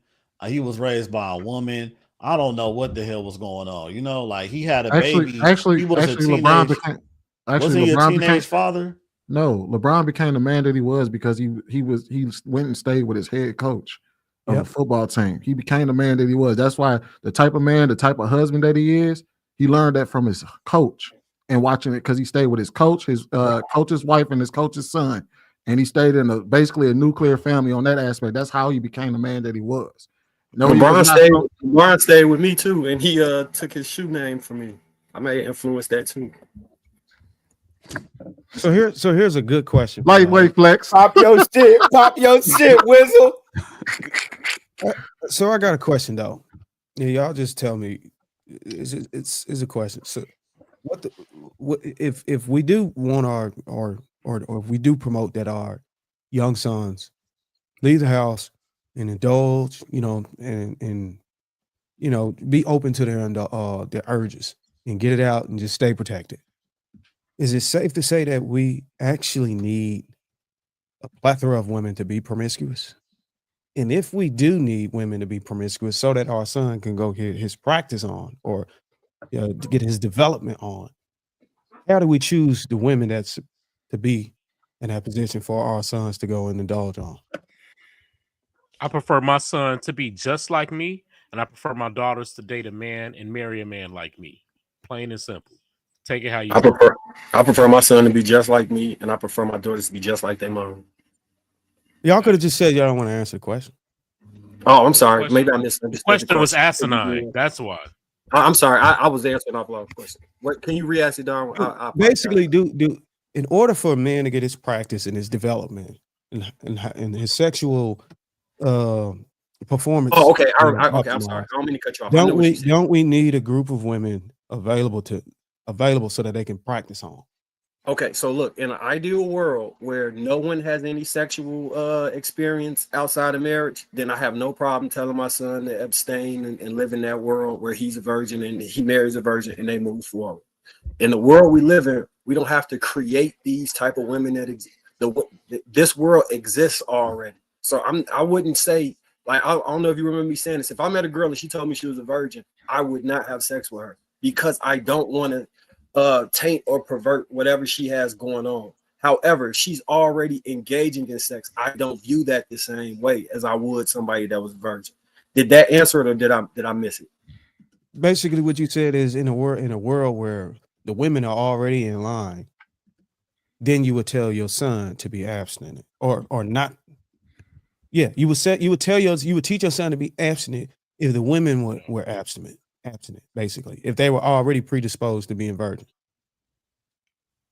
If they were virgins, women were operating as virgins by default, then you would tell your sons to be abstinent. I wouldn't agree with that world, but so wait, what? Yeah, but all right. You saying that you said in the world, in the ideal world, I think that was your how you preface it. You said in a world where everybody is perfect, violence don't exist, murder don't exist, death don't exist. Everything got to be perfect. Well, I'm just talking about sex now. If you knock her up, you marrying her. But basically, we said in order for you to teach your son to be abstinent, it's contingent upon the woman being abstinent, meaning the woman. I see the point you're trying to make, that the woman is leading the men into being away if the women correct that. And I don't believe. Basically, you're saying the man would follow behind the woman. It's up to the woman for the man to fall in line. And that's not what I'm saying, because again, the premise that you operated from is that you believe it's wrong to operate this way. And I told you before, I don't believe that. You already think it's not wrong. Yeah, I don't think that that's wrong. I don't. So now you don't think it's wrong. So basically, we do need a group of women to be. No, if you know, you are outlaw, the king outlaw, words in people's mouths. Outlaw. Marcus is gonna answer never was said. Outlaw. Marcus was about to answer the question, bro. Let him answer it. So is it safe to say that we need a group of women to be available for so these men for the young boys to develop themselves on? If it caused no harm to those women, yeah. So if your son say he just had sex with 30 women, are you saying that it wouldn't cause no harm to those women? Depending on how he did it, it might not. Depends on how he did it, whether he hit it missionary or from the back. Like, what do you mean? It depends. If he wasn't none of that first, it wouldn't matter. So basically, in this whole entire conversation, prostitute. So basically, in this whole Right. conversation, it really doesn't matter what the woman thinks, right? Am I correct or am I wrong? It doesn't matter Bro, what the woman why are we thinks. acting like women don't want to have No, sex too, bro? No, I'm just trying to get clarification. Like for the women record. tempt bro, men as well. Sherm, Well, I'm We're just not trying to talking get about women clarification. though, bro. We talking about men. And all the things we touched on tonight, does it matter how the woman is impacted with the decisions we talked about on this panel? Does that even matter? Bro, it won't. It shouldn't, and it won't happen if she doesn't want to do it, bro. First and foremost. So, Sometimes so women there's just want to mess with you. Are you under the impression that after like a woman that's already having sex, when she has sex with another man, that she's damaged by that incident? Am I under the preference that if the Impression. woman has sex with another man, that she's damaged by him? No. So if the woman is already having sex and she has consensual sex with a man she wants to have sex with, do you think that damages the woman? I'm not going to use the word damage. I would say it has an impact on her psychologically, traumatically, and emotionally. I would even argue that's why you wouldn't have sex with a virgin, Marcus. I think that's the reason why you would tell. I think that's the reason why you told your son not to have sex with a virgin if he's not ready to get married, right? Because I think taking a woman's virginity is completely different than having sex with women who are already having sex. In my personal belief and opinion, I wholeheartedly believe if a woman show up at my doorstep that hasn't had sex before, it would be totally different mentally, physically, emotionally than a woman who showed up at my doorstep that had sex with previous partner. I think they're two different. And that's all. And that's the premise of everything I'm saying. Like, I wouldn't tell my son to have sex with a woman who was a virgin. If she had maintained her chastity up until this point, I would not encourage him to break that chastity to have sex with her, especially if he's not trying to get married and move forward with her. Let that woman be the woman that she want to be and find a man that's capable or that's in a position that wants to move forward, because that's what she's obviously going for. If while my son is figuring himself out and interacting with different people, he shouldn't be like, to use your word, damaging or changing the status of another of these women in a form that could be detrimental. I'm only speaking about. You also believe what Sharon believed, that what the women think in this situation, in this conversation that we're having on these important topics that shape our community, that what they think about it doesn't matter, or should. What do you say? Shouldn't matter. Who you said say that? I thought did you say that? No. You're spinning it. When I said does it matter what a woman think about all of this? That's impacted. I didn't say that doesn't matter. No, that okay. Let me matter, rephrase bro. it. Let me rephrase it. When you tell your son to hey, or to do what you did, like every bad joint that come up. No, I did not say that at all. Okay, so what I'm asking is, in the process of what's happening to these women in the process, when we actually operate like this, does it matter what they think? That's simple.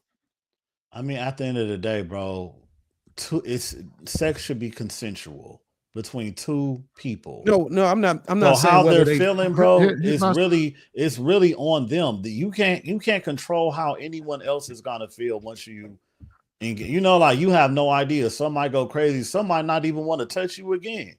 You know what I mean? Like, that shouldn't be our concern.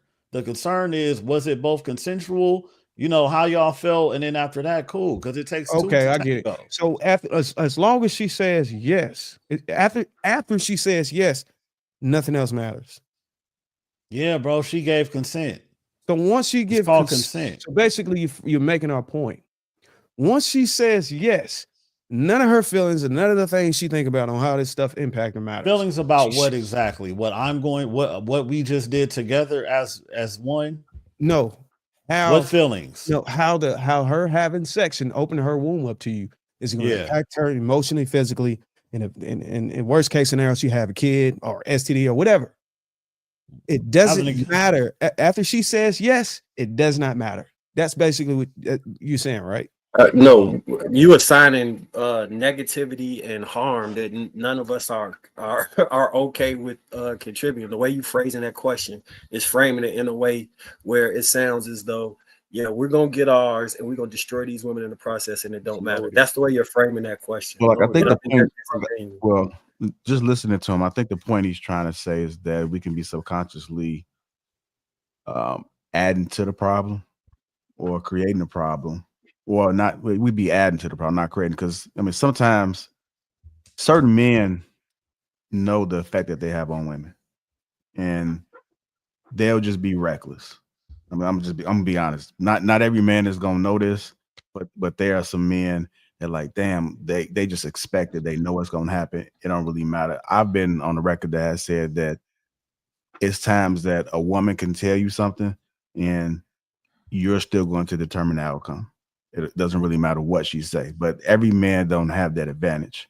So I think when Darwin is trying to make his point, he's saying that if you get the box and that's all you're concerned about, is that adding to the problems that she may have moving forward. So when we think about like broken women and we think about all the problems that we have, are we contributing to that problem? That's what the whole show has been about. Are we contributing to the problem? When we tell our children, like our sons, get the XP in my trad voice, get the experience. If it comes with sex, because that's what happened, like I'm hip to it. I know how the world functions, and then I know the things that you can instill. That's why I try to empower my kids to be able to make the right decisions. Everybody is flawed. I think everybody's gonna make some mistakes, but to me, life is about minimizing risk. So what advice am I going to give to try to minimize the risk when they go out here into this world? I'm training my kids so that when I pass away, hopefully that they able to I empower them to be able to make the right decision. Like I don't want to walk their hand for them to make decisions. I want to explain to them the reason why. So I think when we having conversations with our children, do they understand? Like us going back and forth, right and wrong is going to be subjective to the most. I know the world has a baseline between right and wrong, but when we are trying to tell somebody that this is the right way, they're just not going to see it. Maybe if you articulate a certain way or you give some context, but they got to be open to listening to it. We talked about power earlier. Like I am curious about the other powers. Like I know that we talk about sex, but even when it comes to like discipline, I'm curious as to how people are so, or how people can refrain from having sex. I'm curious as to how people could be disciplined and going to the gym every time. I'm curious as to when people get like emotional men and you just watching them rage. I'm curious as to like how they able to restrain themselves. So there's other powers to me that exist that I don't think that we realize that we do all the time. And discipline is one of those things that everybody don't have. Being in shape is something that a lot of folks don't have. If you go in the store and look around, most motherfuckers fat and they got dad bods. It is what it is. So there are other powers that exist around, and I'm curious about them. So even though I know the world exists this way, I'm still looking to see how I can better myself in order to be able to have an advantage. Because these people that have discipline, people that make health a priority, people that can control their emotions, these people are powerful people to me. Like I take pride in not just being able to respond on my own terms. Now the gym thing, I'm trying to get that, locked in. I'm not bad, but I'm just saying I want to get it locked in more. So I'm curious about these other powers, and I want all the power that the world has to offer. I want to get a piece of it. So I wanted to Darwin, I ask think you- where we might be running into a point of a disc where we can't get connected is, are you aware that there are like beautiful women that go to like games and they throw themselves at men at these games? Are you aware of that? I don't think that that's negatively hurting these women who got up, got dressed, put the plan together to go find the man that she wanted to have a fling or whatever with and move forward. So You don't think those women are that's getting into that situation with these players are not negatively hurting themselves? So it depends how they ended up there. Like if they were there from like molestation or something like that, then yeah, okay. But if they were just women who wanted to date these men, chose to date these men, and went out and sought these men, I'm not about to fault the men for wanting to date the women back. That's what I'm saying. I'm not doing it. But Wizard, what about like a Brittany Renner or that's a perfect example. What's baby with the Drea? Right. So that's a perfect example, bro. So Brittany Renner and Drea, they interact with men who have this experience that I'm talking about, right? Now, a man who has not dealt with no women runs across a Brittany Renner or a Drea, he'll end up getting one of them pregnant and being in love with a bot. That's how that shit happens. They will end up getting in love. I don't think Brittany Renner, the men that she's dealt with, have negatively impacted her past whatever happened in the beginning of her life. I don't think so. I think those consensual relationships. I think she had fun. I think she appreciated them for what they were worth. And some of those relationships ran their course for whatever reason. But I don't think those men harmed her by being in relationships with her or having sex with her. I just personally don't believe. Definitely believe that those relationships harmed her.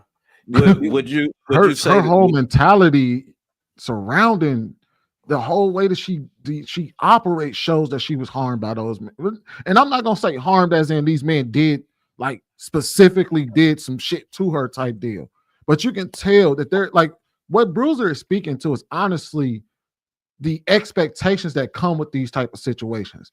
Most women aren't just giving it up to guys because they just want to have sex willy-nilly. And hear what I'm saying. Most women are not just giving it up where they like, I fuck that guy, and I fuck that guy, and I fuck that guy because they just want to have sex. No, bro, that has happened. I'm not saying that it has not happened. I said most women are not doing that. They don't operate that way. They don't get into situations with men just on the strength of, I'm just going to bone this guy and keep it pushing. As a matter of fact, we've seen this before. There can be no question that by driving courtship into the male world, the dating system accelerated and accentuated male power. The Victorian system of morality was designed precisely. You're gonna give your thoughts. I'm going to read what I want to read. Questions, comments, concerns? Thank you. The Victorian system of morality was designed precisely to provide a rigid structure of mores that tried to prevent, however imperfectly, male sexual exploitation of women. This precarious, relatively fluid and free-floating structure of pure mores, i.e. peer pressure, pure mores, that replaced the system by the 1920s looked to the culture of personality to set its pace, which meant much less control of sexuality in general and of male sexuality in particular. It was a field day for the least savory males who now could indulge their shallow selves all the more easily with women of their own class. And it was confusing for everybody. Not merely did middle-class males' behavior towards middle-class women become like that of the men of the working class, heterosocial dance hall subculture, but so did Moors. That means that even though these men was operating the way that Marcus and Sherm said that hey, look, go out there and get it. If it's going your way, go out there and get it. The problem was that it changed the culture and it created an imbalanced system to where everybody in the system was confused. We're seeing the exact same thing today.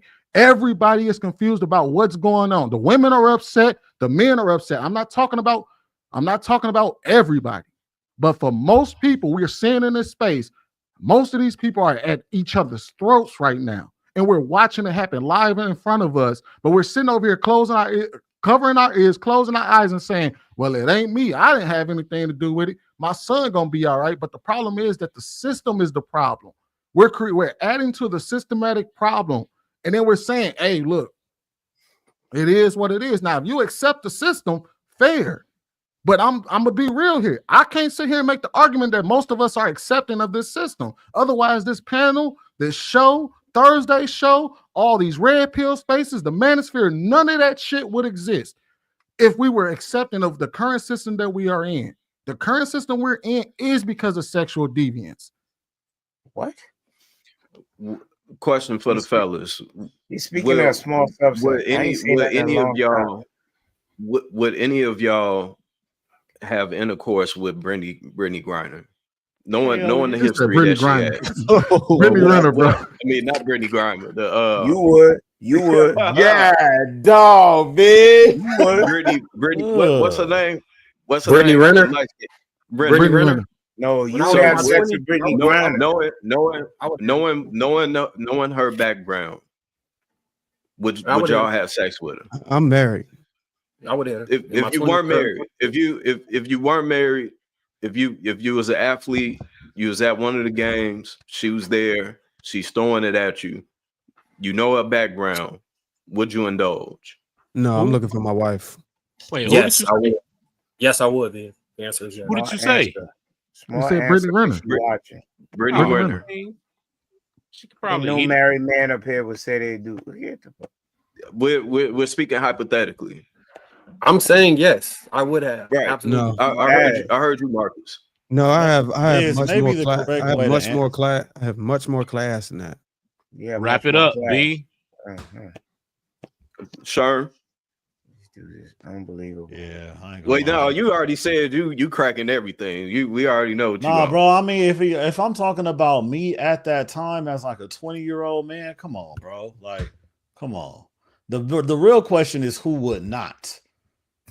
You know, at I the age wouldn't. of vulnerability. I'm not touching it. When you were like 20 years old in your 20s? No, I've seen women like that. I didn't touch them. Bro, wait. Hold on. You was in the military buying pussy overseas, nigga. Man, stop with this sucker shit you be doing. I swear to God, you do it every time we You get ain't on the never heard goddamn nothing like chat. that before. Come on, I've bro. never. Listen. You Bro, ain't do you know who we talking about? This nigga lying. What? Do you know who we're talking about? Brittany Renner, right? Yeah, like the one who wrote the book, you know, like Yeah. I know nice who that legs, is. body, all that. Doesn't matter. Without the internet, you wouldn't have known no better. It doesn't matter. Well, I'm saying that we know better. You know, we know that she's a groupie. Why are you saying No, so? even when I was in my 20s. Even when I was in my 20s, you said we knew her history, right, Viz? He prefaced the question by saying if you knew her history. Man, shut the fuck up. Viz, you Man. said we knew her history, right? Say you. We know her background. So Darwin, Use your, that's use what your we're words. talking about. Use your words. We know her background. Use So your words. if you You know would her sleep with her. background, This nigga is retarded. you said you would. Speak Who's for yourself, retarded? man. Who's You retarded, said he Sweeney? married? You said you I had called married? you retarded. This is Anyway. retarded. Did you? He said an example, and he prefaced the question, and you keep saying just say you. He's saying if we knew her background, would you smash? That was the question. God Okay. damn, you keep jumping in and saying The goofy original shit. question was to each man on the panel If individually. you knew her Okay. background, would you So- hit Brittany Renner? That's the Okay, I'm question. gonna Am I try right, again Viz? when you're done. Am I right, Viz? It was. Am I right, Viz? That's a very Exactly. simple There's nothing question. else to be Okay, added. so There's now you're nothing not else going to to be dismiss added. my voice. There's It was nothing. I'm posed to dismissing it every because there's nothing man. else to be The added. first one that was pointed out was Sherm. Sherm, you would sleep with anything. So now you was going man to man. Was it not, Sherm? They didn't No. point. What? You What weren't happened? pointed out saying that you would sleep with anything. Bro, When you it had came- letters when it to was going attach to man your man, to you your said coat when you nah. went to school, didn't And you? then you gave your example. Your mother. Your mother. They put a note on your coat when you went to school, Your didn't they? mother. Your mother. Your 24-year-old Oh virgin. my No, god. don't talk about that man moms, bro, on the panel. No, bro. he go good because this is goofy. You heard what the man said, and you trying to misrepresent Okay, what so he said. Sherm, did That's he not come to goofy. you and say that you would sleep with anything? Bro, it's Remember so that? late That's right what now, he man. said I'm out about his to own ride. mouth. We ain't Why talking you I trying didn't why you say trying to that. start All right, something, let me man? get got- this. Let me get these super chats. God damn, grow up, If you're man. retarded. Yo, stop taking shots. Stop taking shots. I'm gonna be very disrespectful. Nigga, I'm Okay, taking shots. I'm telling you that you pitiful. Hold on, y'all. Let him read the super chat. Reading super chat. AP accountability part in $2 says Viz looking like a Because crack. Sherm, you didn't hit. Oh yeah, BZ $2 says, and this is why Goofy black ass people nigga. don't stick together. your mother. Angela Smith $9.99. Peace, I get gentlemen. childish too. Your mother. EK $5 says, Ed Darwin, this is an ego thing from your path. I think you're over your head in this regard. This is very I'm a foolish goofy. Your mother's a of goofy. you, my brother. We can be childish together.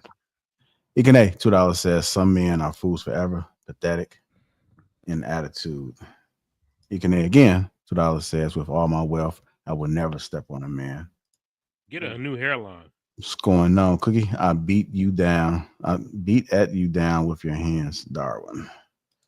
And then Prophecy Savior $5 said, this should be a lesson for every man of substance. Never argue with a fool, because from a distance, you can't tell who is who. Protect your peace.